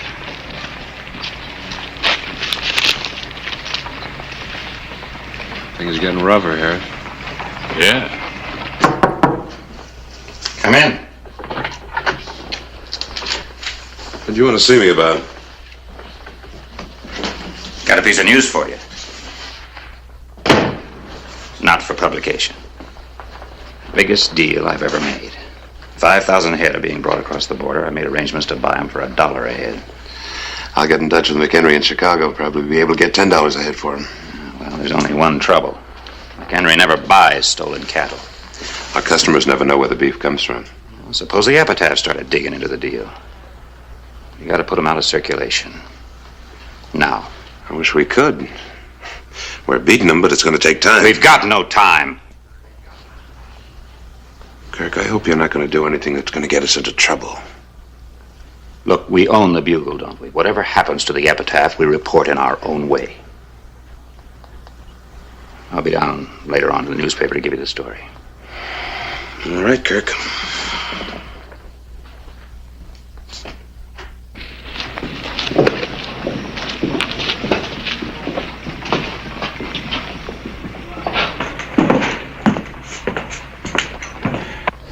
Well, that's it, Fred. Let's get out a paper, even if we have lost half our customers.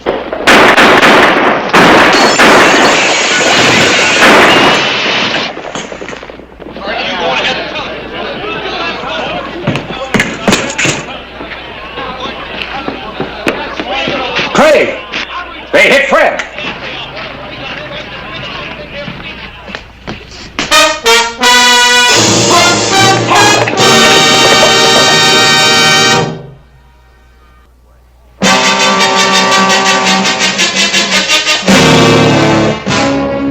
June 20, 1885. Fred's body was moved to the undertaking parlor.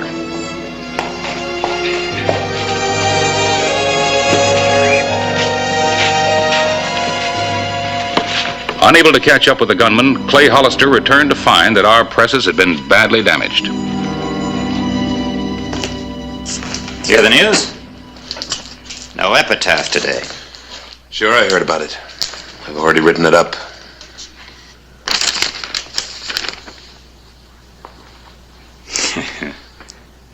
Well, this is good.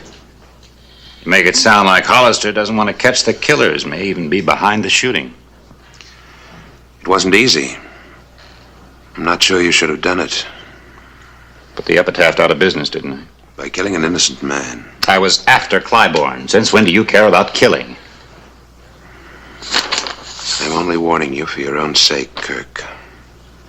Don't take any more chances. Somehow I liked you better when you were spending your afternoons at the Crystal Palace. I'm trying to make a big man out of you, Kirk. Please don't spoil it. But first you make a man out of yourself.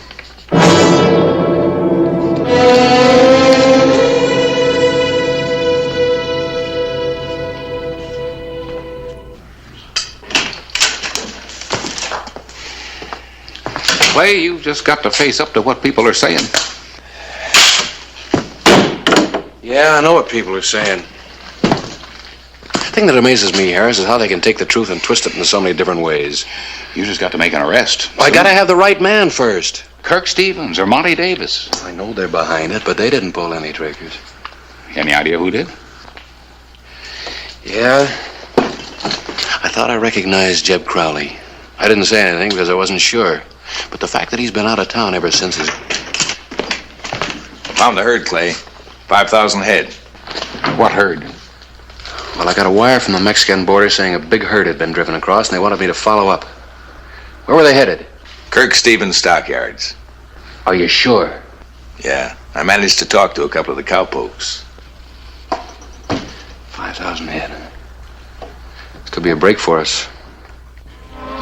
June 22, 1885. Broker Kirk Stevens stockyards were bulging with beef. How are you, Kirk? Jeb. What's he doing here? I'll never handle a big deal yet without old Jeb, right, Jeb? Right, boss. Been together a long time. Well, we got work to do. I think you're asking for trouble. Suppose the sheriff connects him with the shooting. Old Jeb can take care of himself. I think you're taking Hollister too lightly. I'm not the one that's taking him light. You think he can be beaten with words. I don't. Jeb. Where you been the last couple of days? Driving cattle? My deputy scouted this herd. You weren't with him. What about the other two, Jim? Them neither. He's just got bad eyes. What do you think of my eyesight? I spotted you right after Fred was murdered. You're just making wild guesses. Let's go down to my office. We can talk better there. We're not going nowhere. I wouldn't.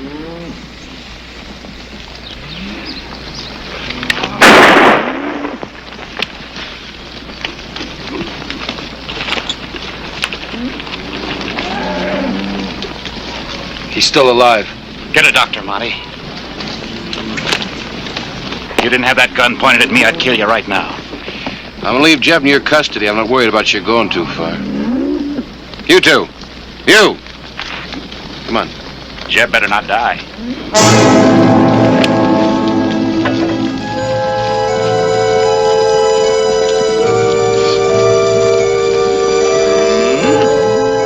Noon, June 22. We worked desperately to get the press running so the epitaph could tell the true story of the shooting at the stockyards. The bugle hit the streets first. And so, people of Tombstone, how many more shootings will we let our gunslinging sheriff get away with?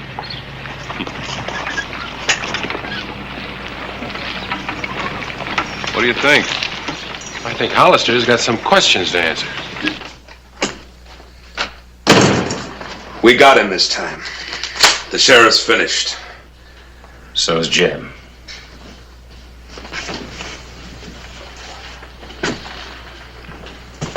What are you gonna do?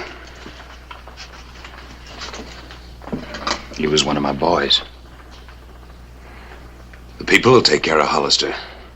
They'll throw him out of office. Kirk, you go after Hollister now and you're gonna ruin everything. Everything the Bugle and I have done for you.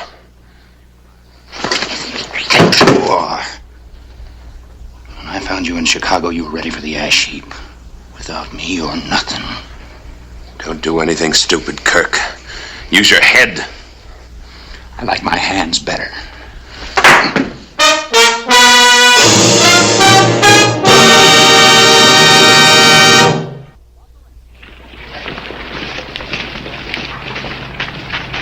Hollister? We want to talk to you. All right, go ahead. The shooting of Jeb Crowley is being investigated by the coroner. Yeah, that's the way it ought to be. Will you step aside till after the investigation? What kind of an investigation will that be? There are no witnesses except Kirk Stevens' men and Clay's deputy. Sheriff, will you turn in your star while we look into this?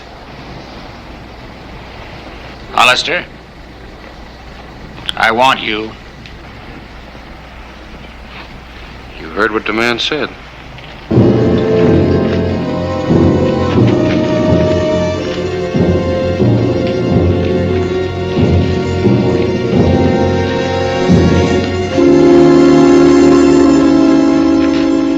You killed one of my boys. That's right. He drew on me. And you're a liar.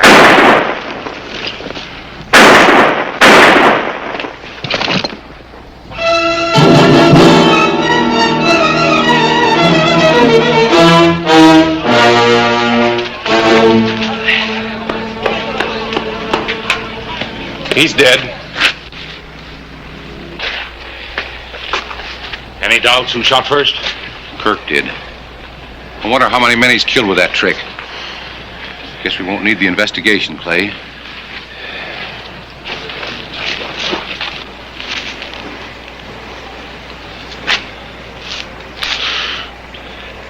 And he wanted to own the town. Now all he's got is a piece of Boot Hill.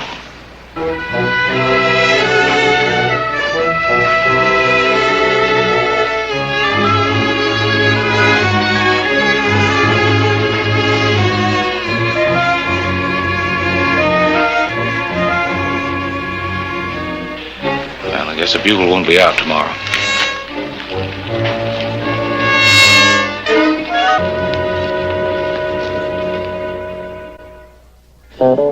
Whistle me up a memory, whistle me back where I wanna be, whistle a tune that'll carry me to Tombstone territory.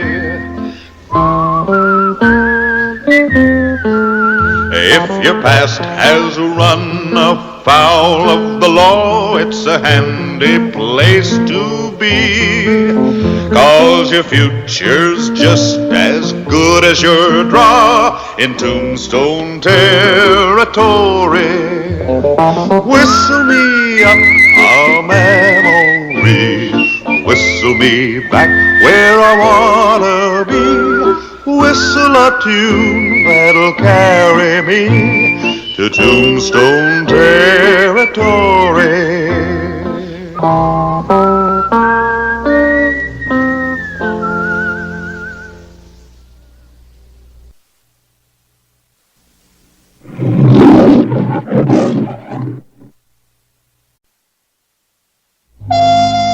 The railroad north of Tombstone, Arizona Territory, May 26, 1889.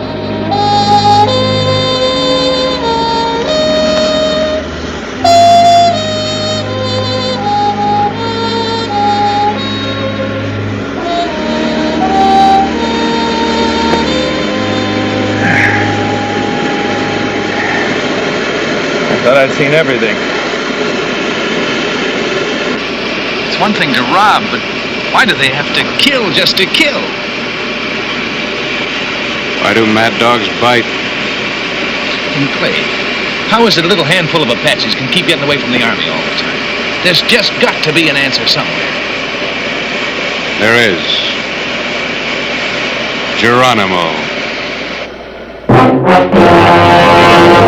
An actual account from the pages of my newspaper, the Tombstone Epitaph.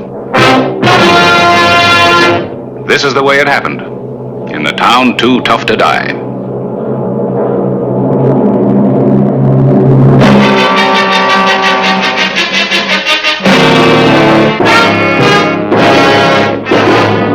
Tombstone territory. May 29, 1889.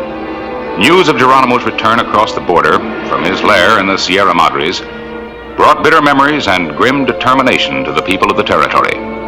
Memories of blood and death, and a determination to destroy once and for all the menace of the renegade Apache and his followers. The 6th Mexican Infantry under Colonel Lorenzo are stationed along the border to check any moves south the hostiles might make. We know Geronimo is somewhere in this area. It means he's cut off from his regular sources of weapons and supplies. Now, what ammunition he had must be running low by now. Probably why he hit the quartermaster's supply train. Fortunately, there was no ammunition aboard. Meaning that sooner or later he's going to have to take chances he'd ordinarily try to avoid. We're well aware of that, Hollister. I'd like to get to the point. All right. General Crook has evolved a plan. Each town will form a patrol unit under the direction of local authorities. These units will patrol different areas until the hostiles are sighted. That's a good plan. Yes.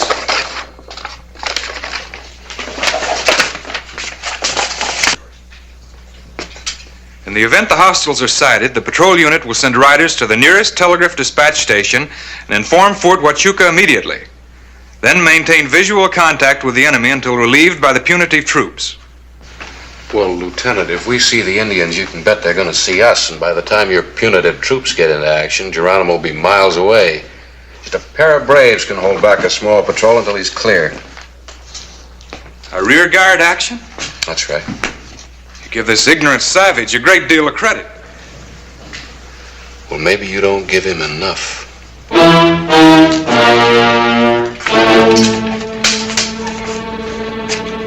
Fortunately, the Army is unimpressed by legends of the invincible Apache. Yeah, I can understand that. The troops that have come up against Geronimo are in no condition to talk about it.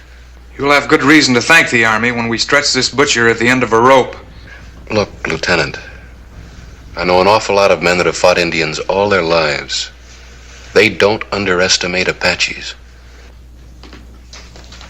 Apaches, at best, not underestimate what's in store for them. Just one question, Lieutenant. You ever even seen a hostile?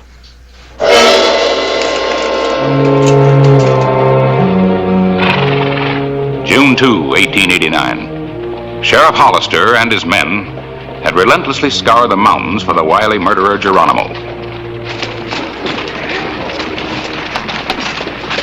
Well, try down south tomorrow. See it sunup.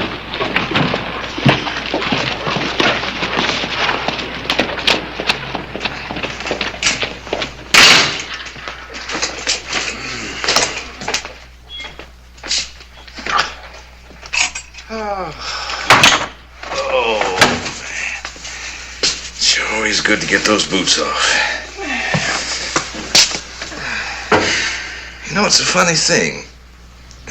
Most people get their backside sore straddling a horse 8 to 10 hours a day. But with me, it's my feet. Never could understand that. Well, maybe it's because you keep trying to put those size 12 feet of yours in a size 9 boots. Why, plate? Oh, shucks. Don't your feet ever get sore? Yeah, I just get saddle sore. You better get some supper. Get to bed. Sun up, remember? Yeah. Wonder if that Geronimo ever sleeps. I don't know. If he does, I'd sure hate to have his dreams. Dover's Pool Palace on the edge of town. Geronimo. The bold renegade Apache had taken a liking to white man's ways. He showed his contempt for the Army and law by playing pool under their very noses.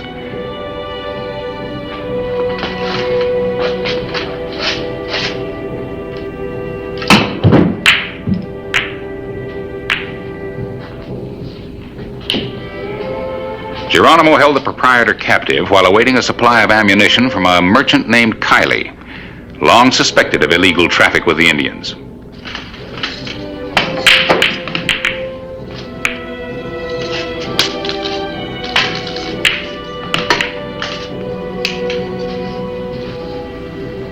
Geronimo?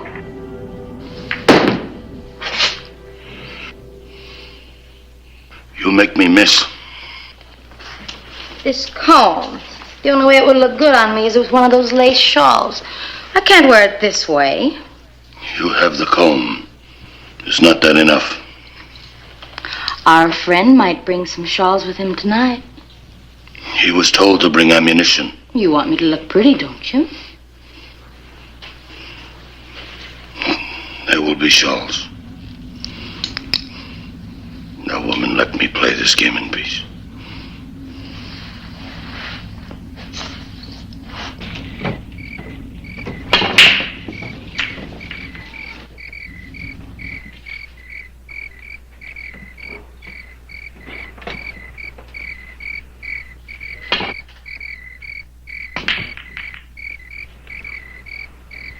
Geronimo.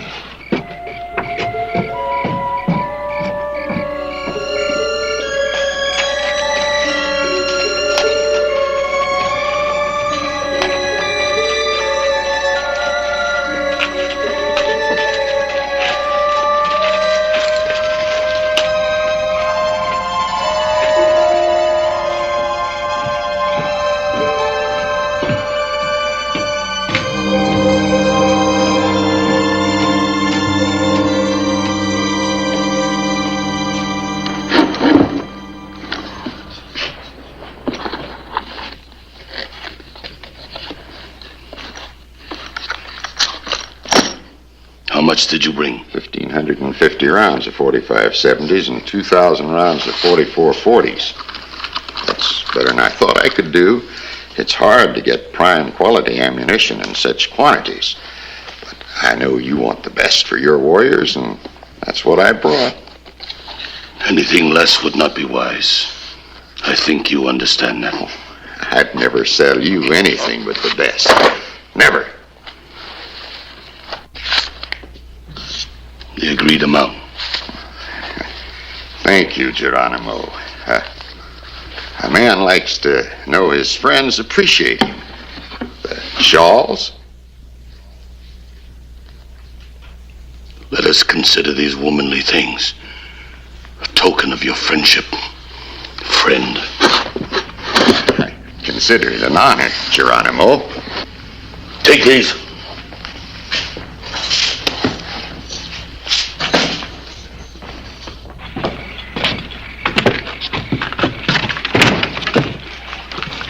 Maybe 4-1 he's seeing pink Indians. Geronimo at the pool palace. Well, it won't hurt to check. He's picked up a lot of things from the white man, most of them bad. You ready? Yeah, I'm all set. Let's go. Play pool.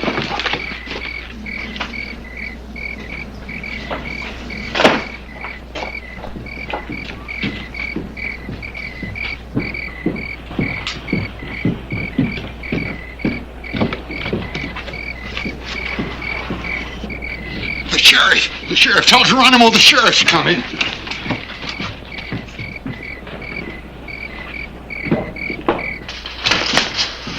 Bring box.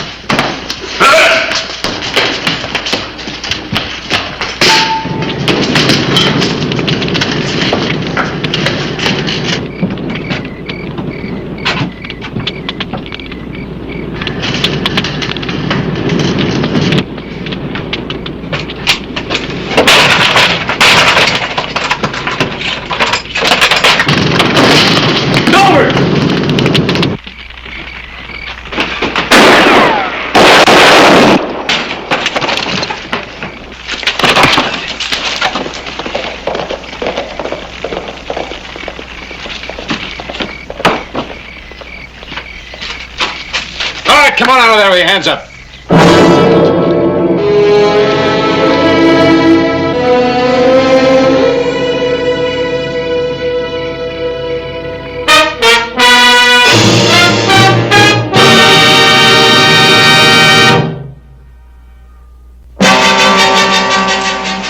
The night of June 2, 1889. With one of Geronimo's braves in jail, Clay Hollister sought information.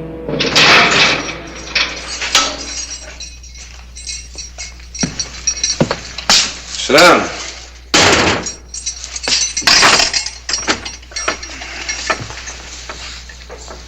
I said sit down.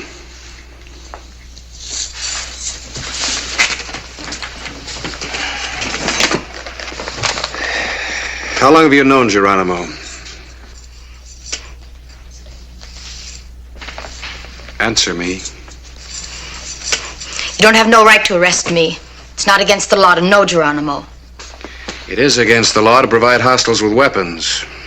I don't do that. You made contact with Kylie so that Geronimo could get the ammunition. How can you wear that? I have a right to wear it. It's mine. I suppose he gave you that, too? He gave me everything. Does that suit you? I wonder how many women died so that you could wear the jewelry stripped from their bodies. You try to scare me. It won't work, Mr. Sheriff. I think you and Geronimo deserve each other. Went to Kylie's store, Clay. Afraid it was no use. Too late? Yeah. Time we got there, he phoned the coop. The store was wide open and the cash box on the counter was empty. They won't get far. Learn anything? Well, let's lock her up. No, Jimmy. Give her a junk and get her out of here. You heard what he said. Pick up your stuff.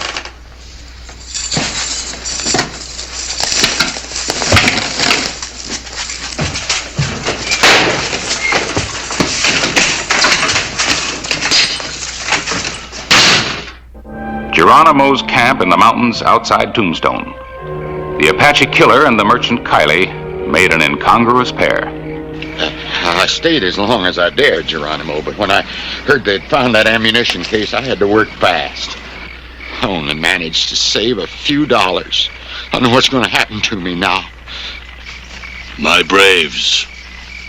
What of them? Tell me. One's dead and one's in jail. But what'll happen to me? My business is gone. My good name. It's terrible. You've got to help me, Geronimo. Lend me money so I can start someplace else. Now, Indians believe in helping a friend in trouble, and you know, I've always been a friend of your people. Always a fair deal and the best merchandise. My people do all for those they know, who are their friends. Seize this carrion. No, Geronimo, I am your friend. Friend, to you the Indian is nothing more than a fool. To be cheated, robbed of what little he has. No. Kill him. No, Geronimo.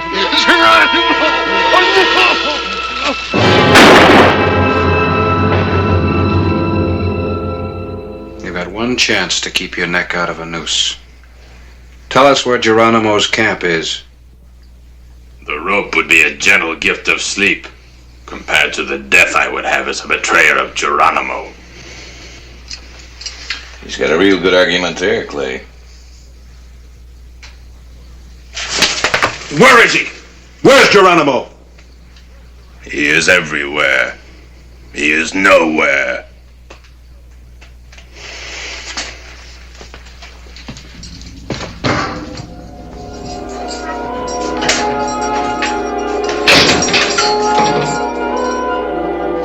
The morning of June 3, 4 miners stumbled into Geronimo's hands.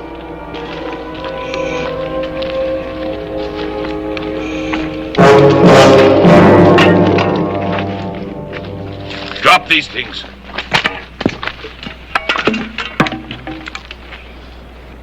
One of my braves has been slain. I will kill 2 white men in return. These 2.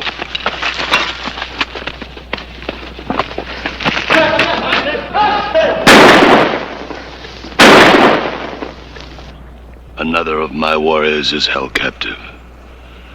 Unless he is freed, I will slay every white man, woman, and child who falls into my hands. Tell this in Tombstone. Go!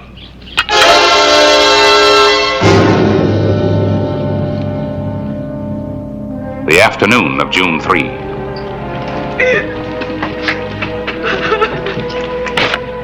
The people of Tombstone were grim witnesses to Geronimo's brutal reprisal.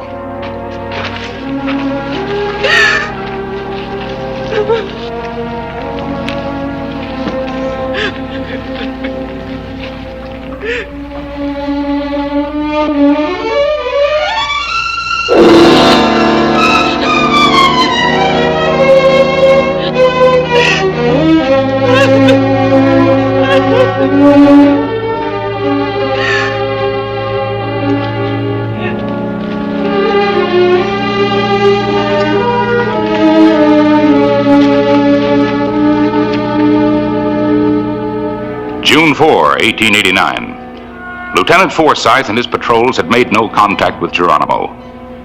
He came to claim the prisoner. My instructions are to guard your Indian prisoner until a detachment arrives to take him into military custody. Those orders are direct from the commanding officer. That brave isn't free. A lot of innocent people are going to get killed. Miners, homesteaders. Must be hundreds up in the hills around here, and Geronimo will slaughter them as fast as he can find them. I gotta let him go. You're making a mistake. A bad one. You know I intend to make a full report. Well, the telegraph office is still open. Help yourself. I intend to.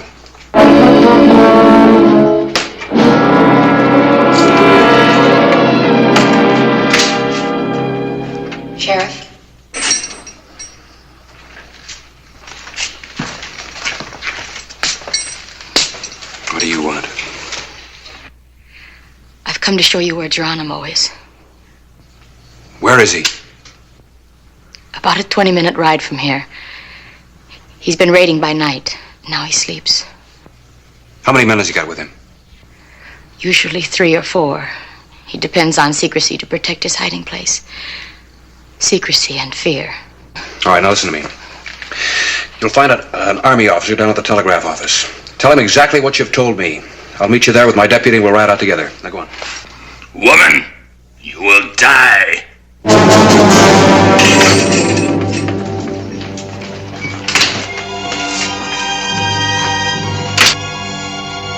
The afternoon of June 4, 1889. Dolores led the men to an isolated cabin tucked in a draw of the Mule Mountains a few miles south of Tombstone. Where are his guards? It appeared to be a day to remember. The capture of Geronimo. Let's work around that way. Wait a minute. Still think we should have waited for a platoon of troopers. Lieutenant, I'll take the responsibility if anything goes wrong, but if you want to wait for the troopers...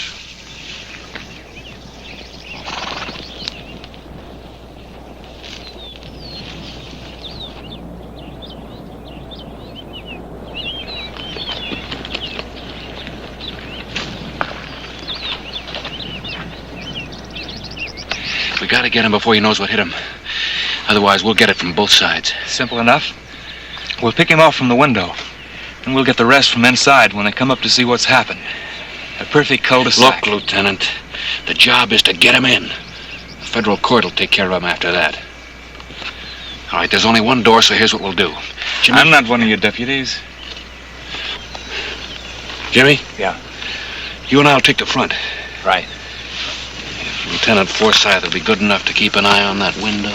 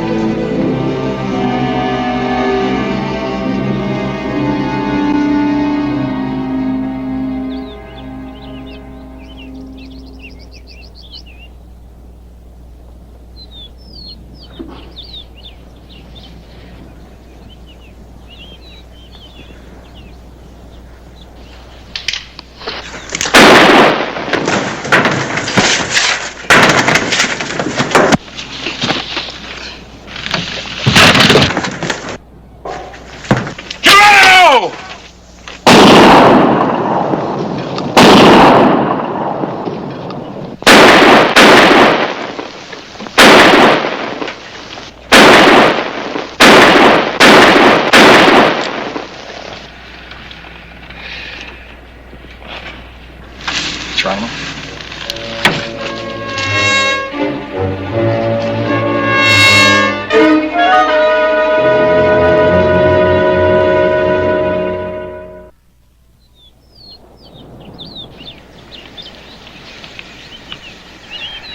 I gave him both barrels, Jimmy.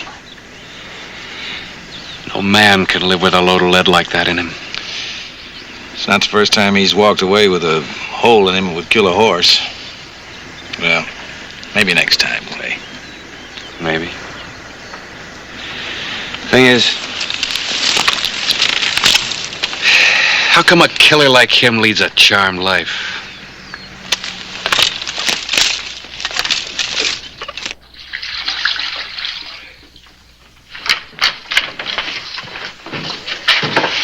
Well, he got away, Lieutenant. You almost had your moment of glory. What's your report gonna say? It was I made an error in judgment. I shall report it as such. You know, Clay, her life ain't gonna be worth a chewed plug as long as Geronimo's running loose. We'll see that you're protected. You have my word. There's no need for that, Sheriff. I found what really matters once more. It'll be good to return. To return? To where I was raised as a child. To the convent of St. Teresa. Dolores returned to the convent of Santa Teresa. The notorious Geronimo was never actually captured. When he was old and tired, he voluntarily surrendered to General Crook and returned to the comforts of the reservation.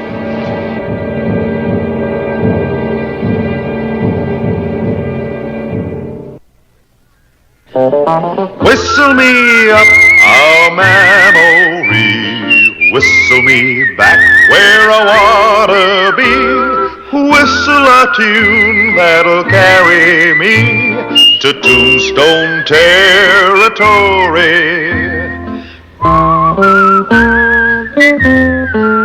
If your past has run afoul of the law, it's a handy place to be, 'cause your future's just as good as your draw in Tombstone territory.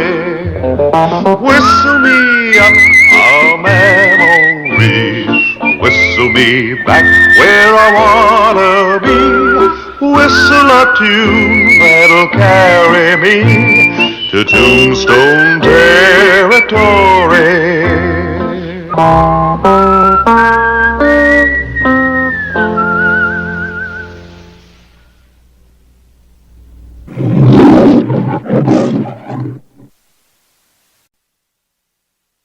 Naco, Mexico, 30 miles south of Tombstone, Arizona Territory.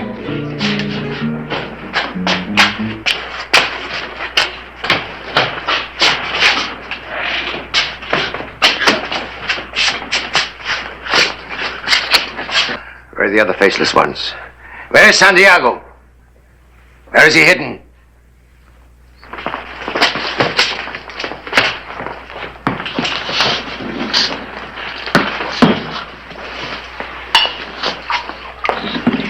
Comandante Nextor, ¿cómo está? Señorita Marta Teresa. Where is the man you told me about?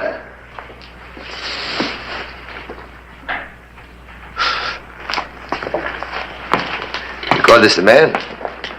This is a boy. What would you call me if I brought in Santiago? A boy or a man? A miracle worker. A hero. I can get him for you. If you want him badly enough to make it worth my while. Badly enough. Only the simple fact of his body can convince these superstitious campesinos that he's truly dead. I can fight a man. I cannot fight a myth. Santiago. In person. Dead or alive. 20,000 pesos reward.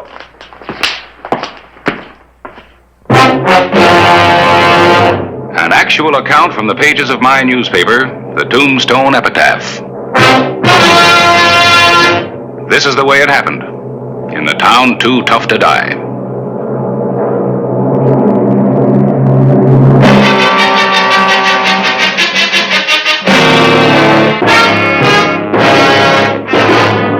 Tombstone Territory.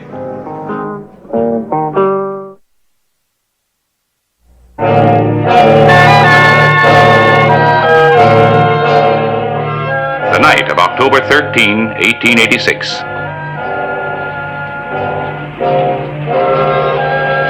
Los Sin Cara, the faceless ones, had reached Tombstone. The territory was to become the unwilling host to the desperate fighters for freedom, or bandits, depending on who you believed.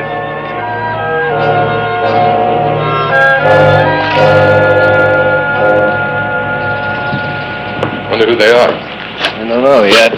Need any help? No, just stand by.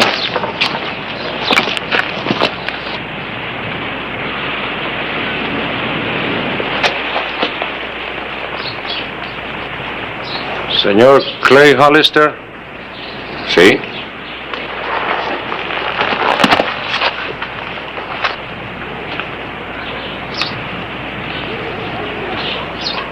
We are Los Encara.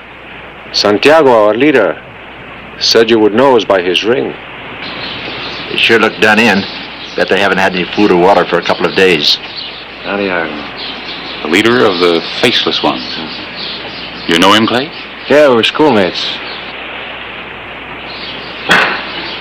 Looks like you came across the border to get away from Nexer. What do you want in Tombstone? We need provisions. Santiago said you were his friend, that you would let us go on. Others might turn us back to Nexer to collect the reward. I can't let you stay in the territory. We're hungry. We need food. It's the emptiest wagon I ever looked into. Poor fellows just about sold their saddles. Where'll you go? As far as we can. We won't stay in Tombstone territory. This I promise you. You understand that I've got to uphold the law. I can't let you through carrying your guns. It's the law of the trail. You don't turn a man loose without a gun to protect himself. I'm sorry. Bueno, Santiago would not go against you.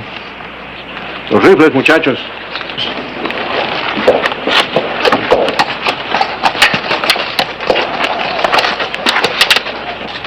That it? All except our knives. That's good enough for me. We're very grateful, Senor Hollister. Santiago. Where is he now? No matter where one is, one's friends are always close. Santiago is with you now. Muchas gracias, amigos. Adiós. Vamos, muchachos. Adiós. ¡Viva los Encaros! ¡Viva! Gracias. The morning of October 14, 1886, Charlie Petrie made a grim discovery.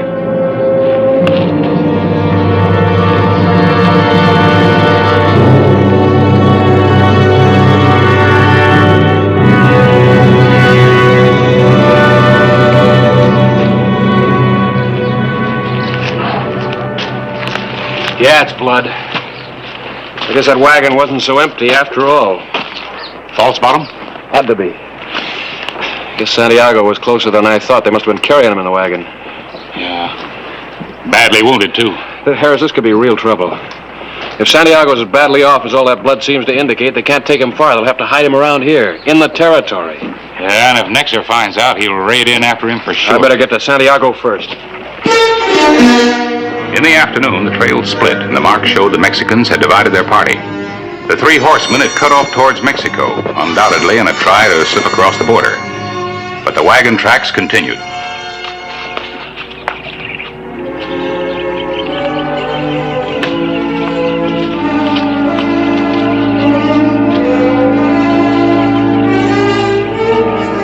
Clay Hollister knew they must have headed for the shelter of the Rocky Hills. It was a natural spot for an ambush.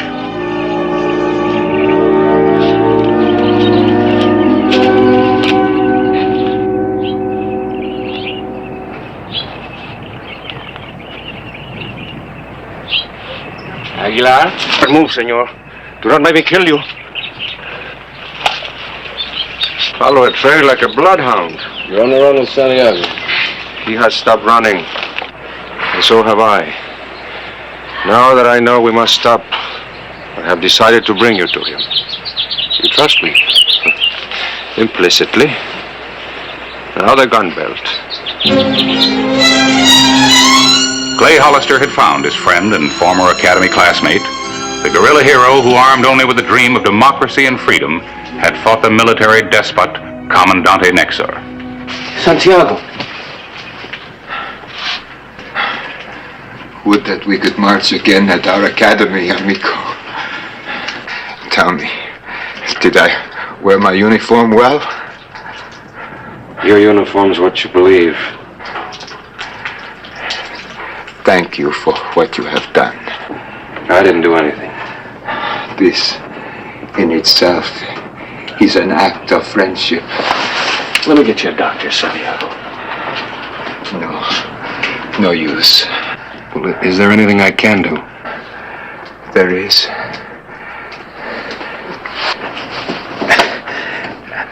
Can I ask an old friend a favor? My young brother, Juan, a boy. I was to take care of him. I gave him nothing. No legacy. Your fight for your people's freedom's a legacy. Find him, Clay. Only you can do it. Bring him up to me before I die. To try to make him understand. But I don't know where to look. Aguilar knows. No, Santiago, no. Must not let him know where you are. Juan. Juanito.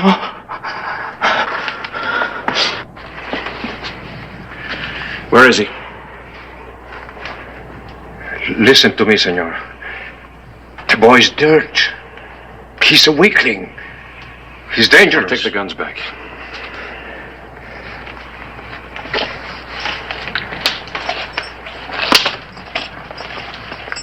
Look for him at the cantina in Naco.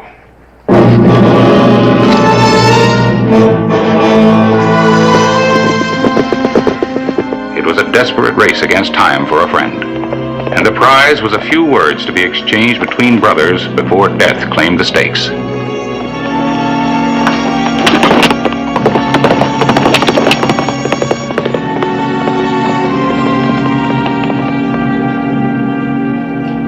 October 15, 1886. Oye, mozo. Give me a chance. Let me show you what love is for its own sake. Leave me alone. I want to dance with you. There's no music. You're my music. And you're a foolish child.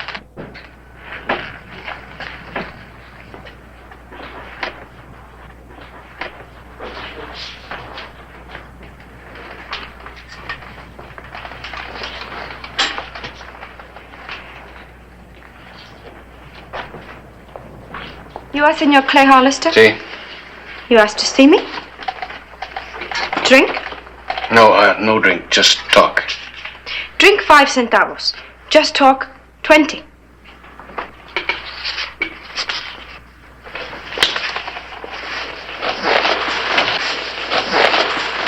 I'm looking for a man named Juan. My life is full of Juans. Well, maybe this will help you concentrate on the one that I'm looking for. Suddenly I like you. You may speak about yourself for nothing. My only interest is Juan, whose brother is Santiago. Los sin cara? Si. You lied to me. You told me you were looking for a man. Wait. I think I'm wasting my time. What's your hurry? Santiago's dying. I'm sorry. I was just being cautious. Cautious about what? Well, I thought you might be one of Comandante Nexo's glorious tricks. Santiago's brother would be killed on sight. Then you can reach him. Give me a little time. All right. There's a dry wash about a mile from here that forks over the border. I'll wait there until sunup. Silence. It's golden.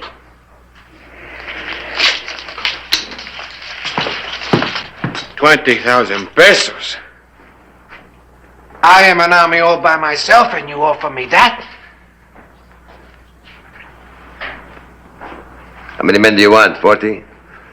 I'll give you 4. I want none. I go in by myself. I bring him back by myself. Me, alone. Alone? And if I say no? Then, Comandante, you will never find him. It angers me to hear a boy talk like a man. I'll show you the kind of a man that I am. Hey, Marta, listen to your boy. A regular torero, a matador. He offers to bring you the bull's ears, Comandante. Does he know he has to get past the horns to get to them? Are you interested in bullfighting or the capture of Santiago? I want Santiago as the main attraction. at the fiesta in the plaza. Then I'll bring him to you. At my price. 20,000 pesos. Dead or alive. But in the plaza. 80,000 pesos. You offer me 20,000 in the use of 4 men. Going alone makes me 4 times as brave. And you can perform as spectacularly as you boast, huh? Try me. Oh, Toro. Done. Payment on delivery.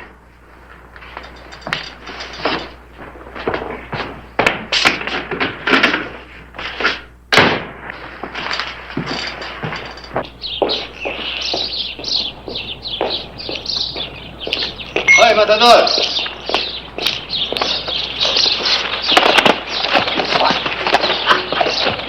Simple answer to a simple question. How do you expect to find and catch the famous Santiago? He has sent for me. He is my brother.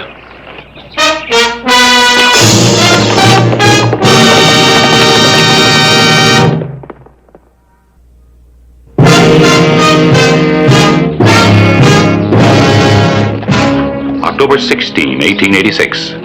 Juan was on his way to meet Clay Hollister. Commandante Nexar also had a mission. You promised Juan that you would not follow him. He gave you his word that he would bring in Santiago alone. What good is the word of an animal that believes in nothing? If he betray his own brother, what can I expect from him? Can he still expect the reward? Of course, as long as he leads me to Santiago. Who's the man who came for him?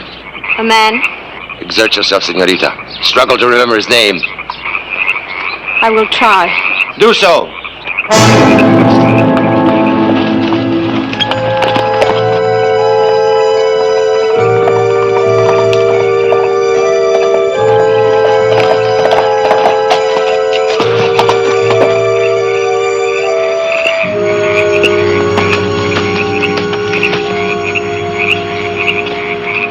You're Juan, brother of Santiago? See, prove it.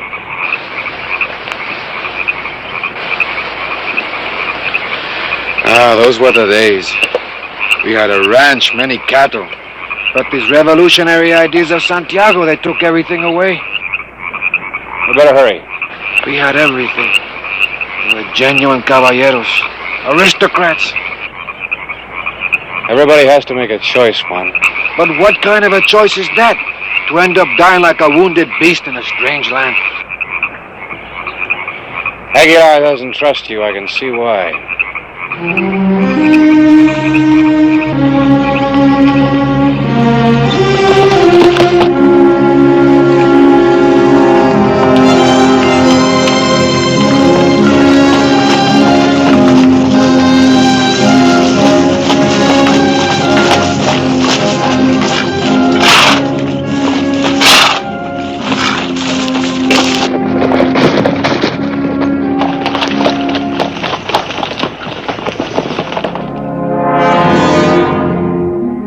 It was night when Clay fulfilled the promise to his old friend. And for Santiago, there would be no morning. This was the end of a hero, a lost and lonely man crying for his brother's understanding. To think it had to end like this. Aguilar.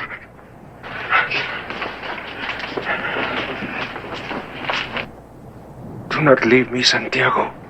Do not leave me. Bury me in secret. And what we believe in will never leave you. Listen to me. No. You hear me, Juanito. It troubles me. The legacy I promised. No land. No cattle. Not even a thing to believe in. At least, I could have left you that. You call that a legacy? Look what it brought you. But it is all I have. There is no other legacy. There is more. There is. Cobarde! No, let my brother talk. Santiago, mi hermano, try to understand the logic. There is 80,000 pesos reward on your head, dead or alive. Santiago, you are dying. Let me take in your body. Your crazy dream is over. What difference will it make? Let the reward be my legacy.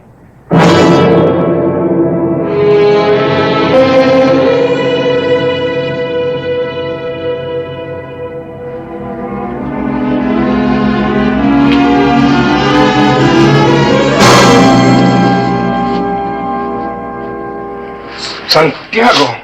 He is dead. He's dead. You do this? He is dead. What difference does it make? You've got to understand this. Nexor mustn't find that body. If he does and he drags your brother through the streets, everything that Santiago lived and died for is dragged in the dust.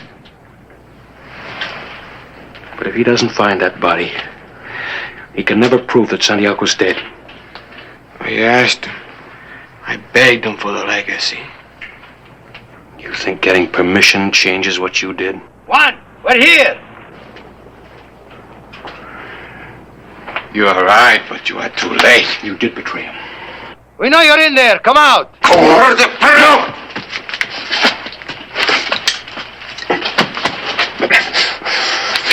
You want to die here, too? You want to take Santiago's orders? Give up. Why should you die like this for nothing, too? We still got a chance to save the body, if I can stall for time. What is the matter with you, Juan? Come. Come here.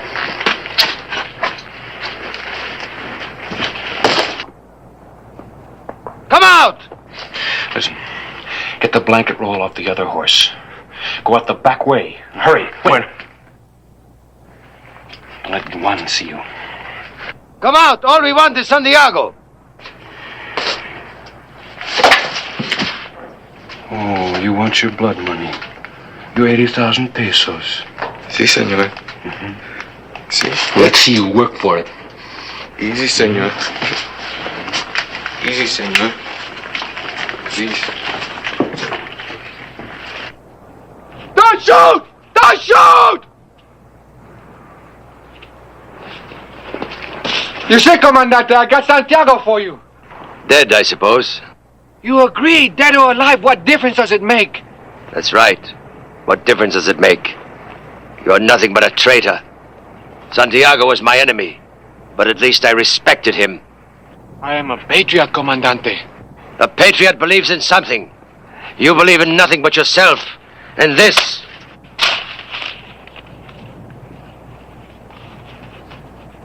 What my legacy. This is for you. This is what you wanted. What good is it to you? The money won't keep you alive. Because of Clay Hollister, Los Incada will know. It is very dangerous to be near a traitor who is marked for revenge. You're not a patriot. You're a dead dog. Comandante, I am loyal. Believe me. How can I prove it to you? By keeping your part of the bargain. Santiago's in there, we are here. You betrayed your brother. I want to make sure you do not trick me. He is in there. Come, I will show you.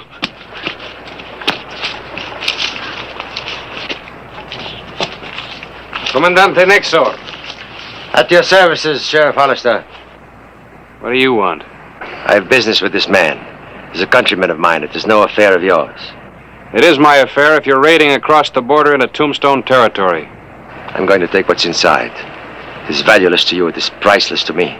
Well, what if I don't let you?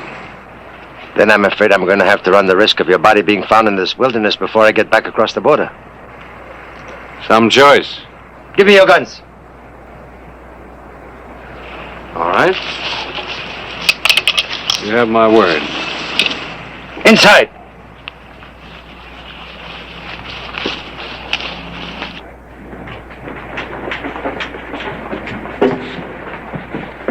You see, Comandante? I keep my word.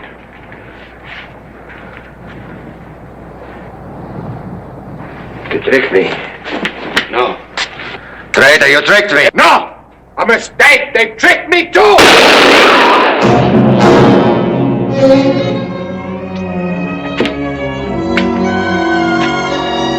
Tell them was loyal to. Loyal to what?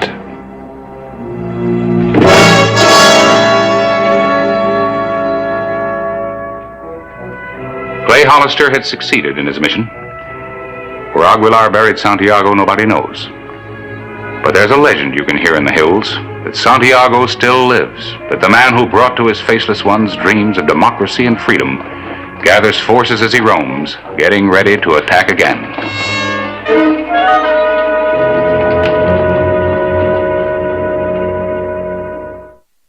October 20, 1886. You sure took long enough coming back. What happened? You ready to give me a story? Yeah, just a small notice, I guess. You can say Clay Hollister just returned from a slightly prolonged weekend. He spent an enjoyable time with an old classmate and friend who now makes his home in the mountains south of the border. What really happened, Clay? Did you ever read what this ring says, Harris? Let's add a line to that notice. You can say, Hollister was pleased to see that his friend still is true to the code of courage, honor, integrity. Well, that's good enough for me. Should be good enough for everybody.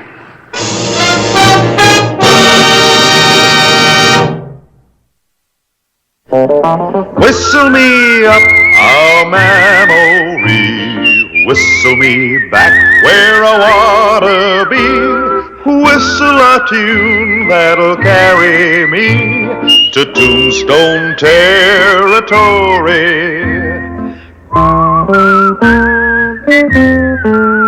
If your past has run afoul of the law, it's a handy place to be, 'cause your future's just as good as your draw in Tombstone territory. Whistle me up a memory, whistle me back where I wanna be, whistle a tune that'll carry me to Tombstone territory.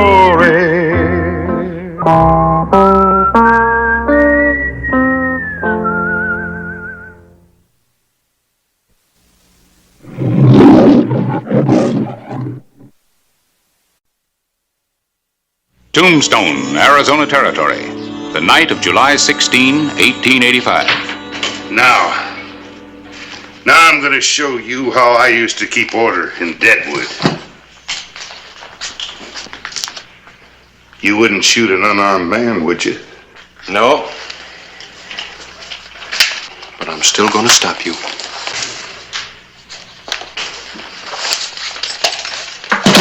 Sorry, Sheriff. But you're meeting a man that knows every fighting trick in the book. An actual account from the pages of my newspaper, the Tombstone Epitaph. This is the way it happened, in the town too tough to die.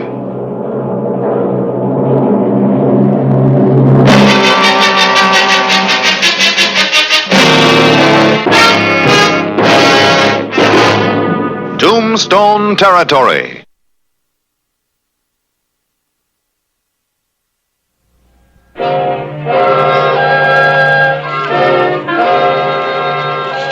Trouble visited Tombstone the morning of July 10, 1885, when the Black Marshal of Deadwood rode into town.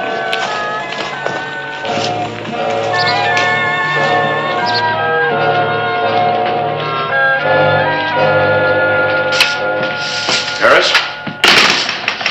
Come here. You know who that is? Well, up jumped the devil.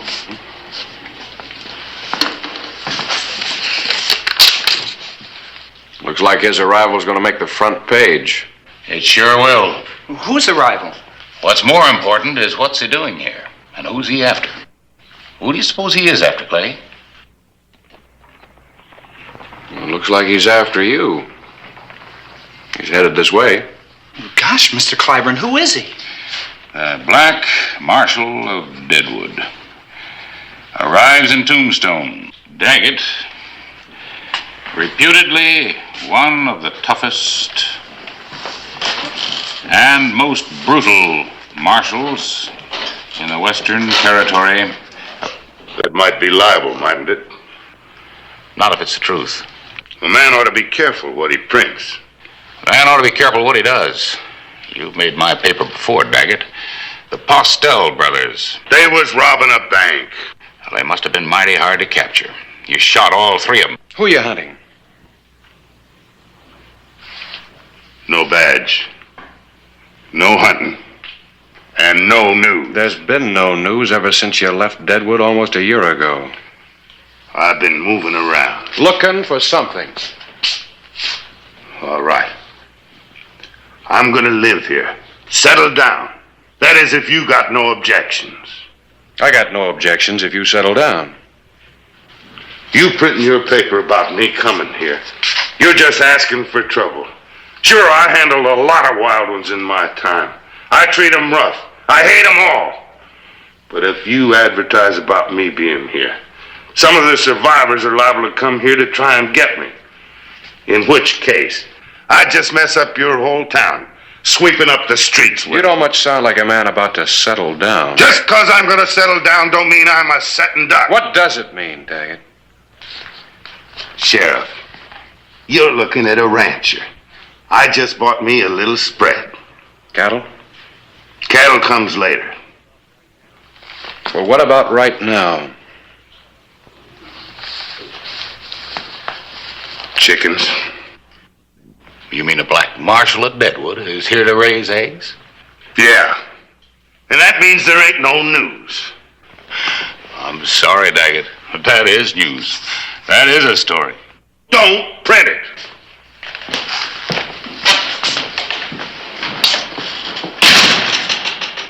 You believe his story? Of course not. You? I don't know. You might be ready to settle down.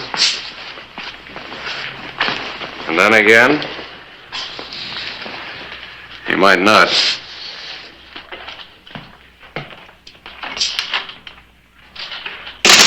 Was that really the Black Marshal? Floor all swept, Ben? No, sir. Well, is it true that he lost count and quit notching his gun? You're still not very interested in becoming a journalist, are you? Well, none of it means sweeping the floor all the time, Mr. Clyburn. Sweeping's for ladies. Something else is bothering you, Ben. What is it? Vacation's over soon. I have to go back to school. Well, don't you like school? Yeah, I like it all right. But after school, I sweep up for the teacher, too. I guess I'll have to be a sweeper. July 14, 1885. When a bundle of the epitaphs was tossed off at Silver City, one reader showed an unusual interest in the article about the Black Marshal.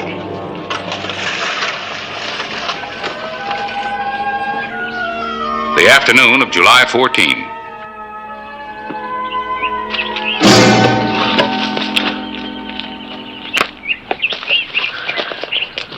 You shouldn't come up quiet like that. The man's blindside. Well, this will help the fire. Grass and leaves are damp. Just a minute. Something on the front page you might want to look at.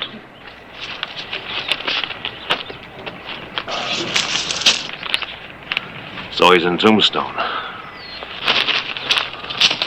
Where you going? Where do you think I'm going? I can still see to shoot the man that left me this way. Yeah, I had all the stuff sent up at his place on Cottonwood Creek. Here's everything. Clay Hollister learned that Daggett had purchased an unusual amount of ammunition for a man who claimed he was becoming a rancher. He rode out to investigate Daggett's true intentions.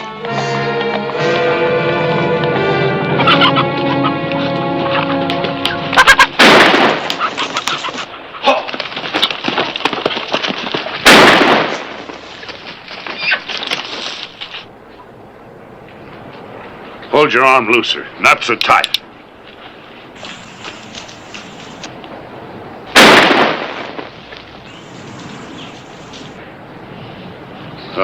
It wasn't your fault you missed that shot. This gun shoots high. I gotta fix the sights. You better go on back to town. Mr. Clyburn's looking for you.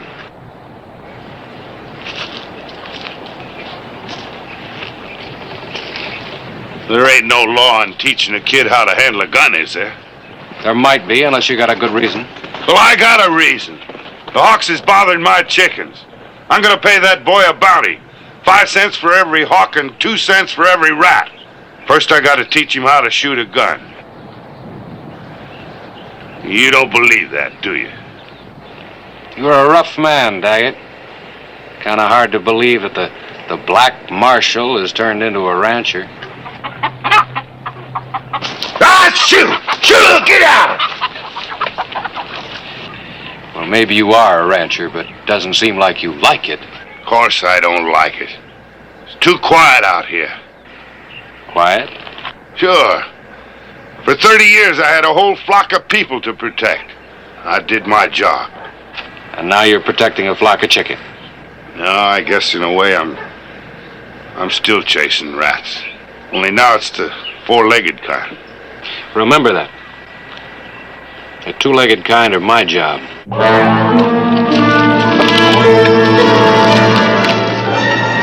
Noon of July 15. 2 riders closed the miles to Tombstone. July 16, 1885. 4, 5, 6. 6 hawks. Thanks, Mr. Daggett. I don't think I'll be out tomorrow. I don't think there's another hawk in the territory. Oh, I don't know. I seen one of them gliding around this morning. Flapping its wings? No, just kind of gliding along like it was going to set down. Well, that must be a buzzard. That ain't no buzzard. There ain't nothing dead out there. Well, except 6 hawks. Look, where there's chickens, there's hawks, live hawks. And I expect you to take care of them for me. I think maybe you better come on out tomorrow, huh? Thanks.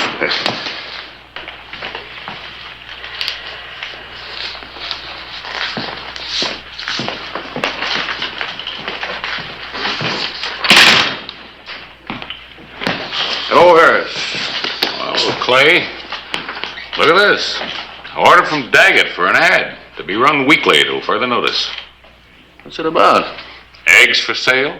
Just gives the location of the ranch, no name. No, there's something funny here. Hmm? Can't hardly read his writing. I've got an order from him on my desk signed while he was still marshal. It wasn't copperplate, but at least it was legible. You think maybe he's not Daggett? Oh, no, he's Daggett, all right. Maybe he's just not the same Daggett he once was.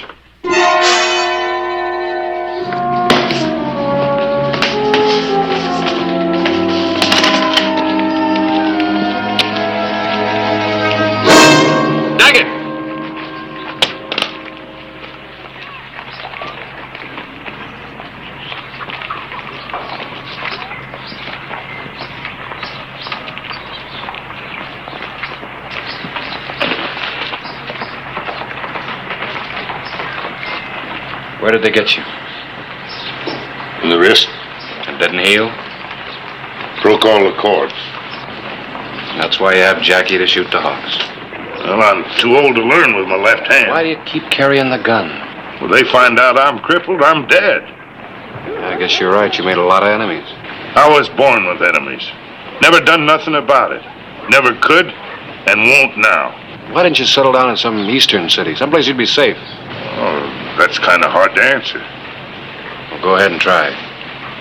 Well, you take a sea captain. He's going to retire. Where do you think he'd settle down? In Dodge City or maybe in Nantucket? Just can't keep away from the action, huh? I figured if I couldn't be part of it, at least I could see it unfold. So here I am in Tombstone. You can't see much from Boot Hill. I figured this was the best place for protection. People tell me Sheriff Hollister does a pretty good job. With you in town, he'll have to do a better one.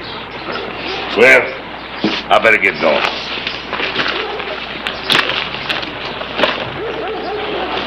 Oh, Sheriff, why don't you drop out to my shack some night for some grub? I'll tell you how I used to handle the hard cases in Deadwood. Maybe give you some pointers, and we can talk about old times. That is, if you don't mind talking about old times. I don't get much time to talk. All right, Sheriff. Protect the citizens and count me in. Tombstone's got a new citizen. Wonder how long we can keep him.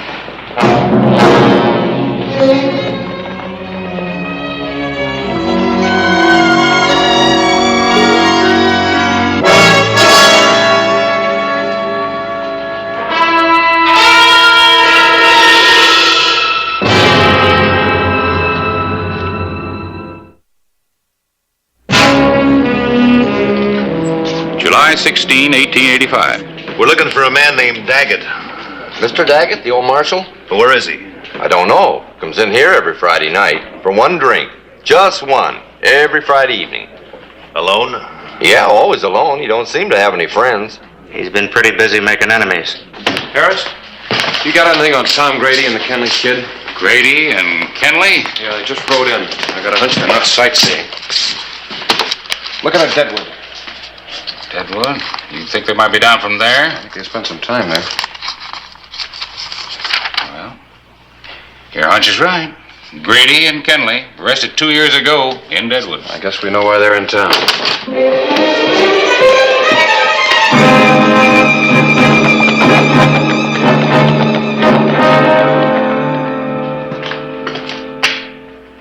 Well, you're getting yourself all duded up. You headed for town? What do you want? A couple of riders drifted in. A man by the name of Grady and the other one called the Kenley Kid. Friends of yours. I ain't got no friends, remember? Yeah, let's call them customers then. When I'm wearing a black patch on one eye? I found them hanging around Deadwood just about the time a gold shipment was coming into the bank. And you jumped to conclusions. I jumped and I was right. Kenley tried to resist and I had to manhandle him. The black patch. So now he's trying again. Do you know any good reason I can lock him up? Sure. To protect him. They're not going to need any protection tonight. I'm in the habit of going to town every Friday night for one drink.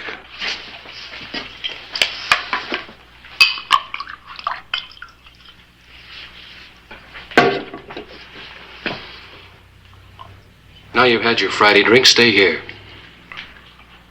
And tend the chickens? Mm-hmm. You think the two outlaws are going to make me hide? Nope. But I sure hope I can. Well, you ain't going to dictate to me. How about telling me what's inside you, Daggett?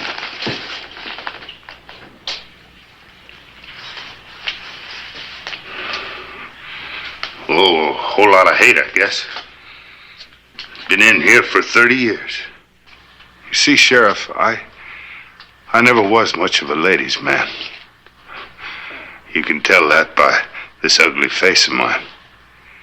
But once I met the prettiest girl in the whole territory.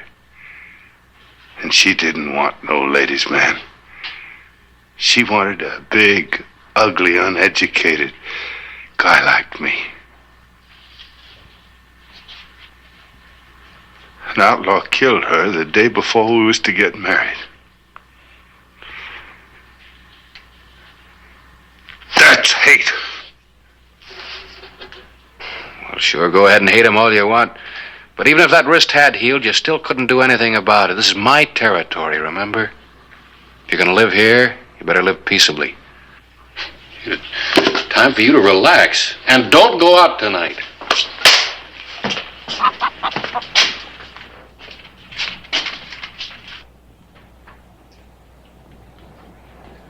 I see you got one friend. I'll see you around. But not tonight.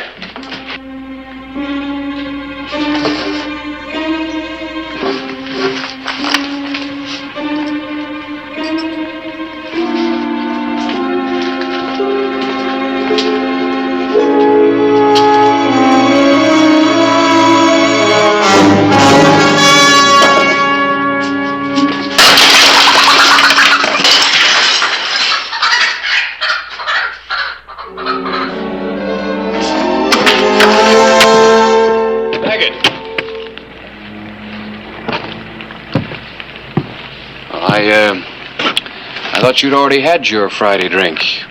Now, you listen. I ain't interested in no drink, and I wasn't interested in staying home. I'm too old a dog to learn new tricks, like hiding from a couple of punk gunslingers. I handled them for 30 years, and I ain't about to hide from them now. Now, you get out of my way. It's time you stopped pushing people around. All right, mister, it's Friday night. When does he show? Oh, about now. But it's my job to keep order in Tombstone. Don't you tell me about order. I got my own methods for that. Well, I got my methods, too, and you're now under protective arrest. I'm going to lock you up for the night. All right. Inside.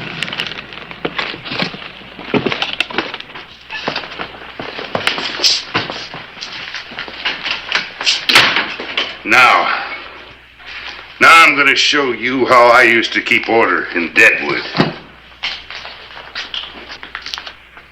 You wouldn't shoot an unarmed man, would you? No. But I'm still going to stop you.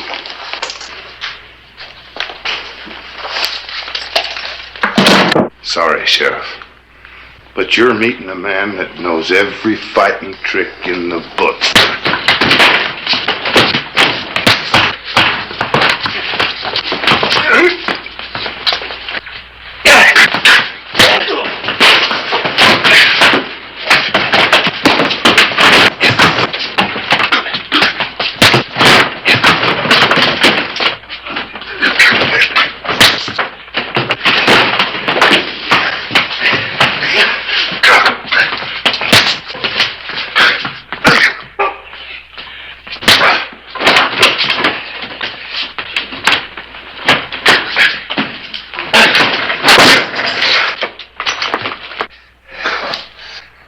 Now I know how it feels. Yeah. It's a rough business we're in. I know how it feels, too. Now, you stay here. I'm gonna go round up your playmates, get them out of town. Well, I guess you mean it.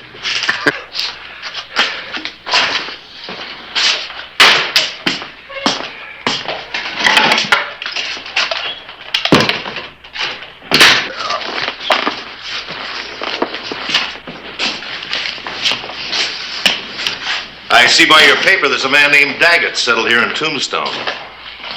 Well? We want to buy a dozen eggs. Maybe you can tell us where Mr. Daggett's place is. Excuse me just a minute, gentlemen. Ben, I think the place needs sweeping out. Good and clean. Do you know where the broom is? I'll find it, Mr. Clyburn. Now, I believe you said Daggett. Daggett. You want us to spell it for you? No. 2 T's. D-A-G-E-T-T. Where's Daggett? Where is he? Sheriff Hollister. Oh, Mr. Daggett, we've got to find the sheriff quick. Mr. Clyburn's in trouble. What kind of trouble? Well, some men were asking for you, and Mr. Clyburn wouldn't tell them where you lived. Well, Mr. Daggett, you used to be a marshal. See what you can do, and I'll find the sheriff. You stay here, boy.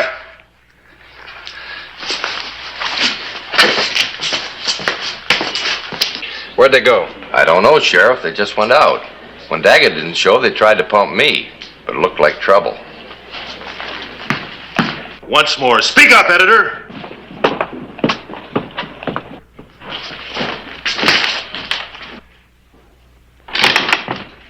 All right, that'll be... Hey, there's 2 of them. Sure are.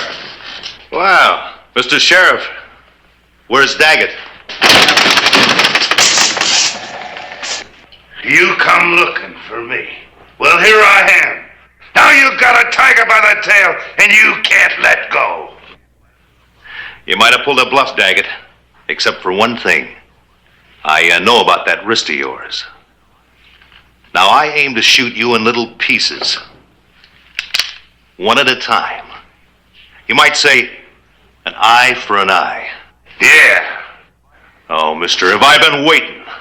I'm gonna wrap that gun around your skull. You might shoot, but I'll keep it coming. When I get through with you, you won't have a tooth left in your head. You know me by now. Go ahead and shoot, Kenley. What's the matter? Your hand's shaking. I'll tell you what's the matter. You're remembering the Black Marshal of Deadwood. Why, when I get through with you, they'll be scraping you off of these walls. Ready?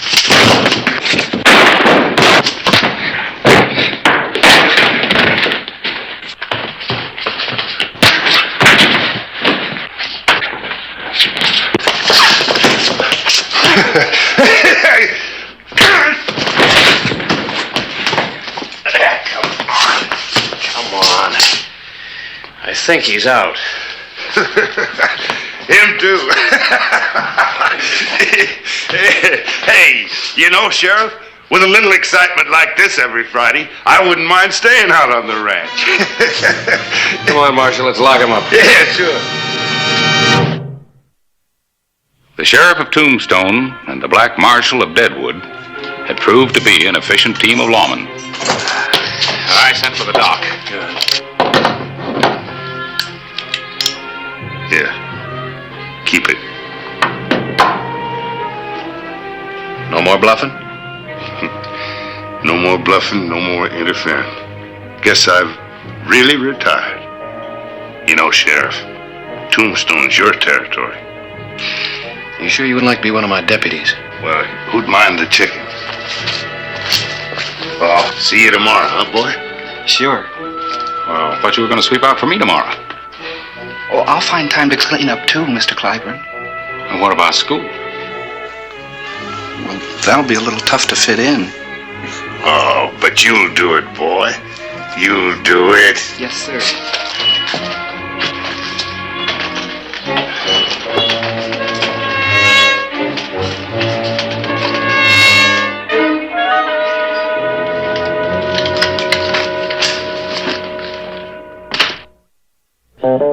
Whistle me up a memory, whistle me back where I wanna be, whistle a tune that'll carry me to Tombstone territory.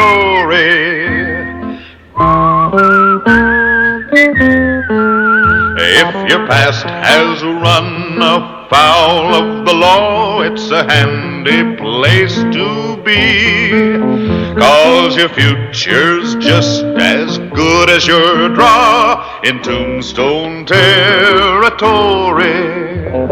Whistle me up a memory, whistle me back where I wanna be, whistle a tune that'll carry me to Tombstone territory.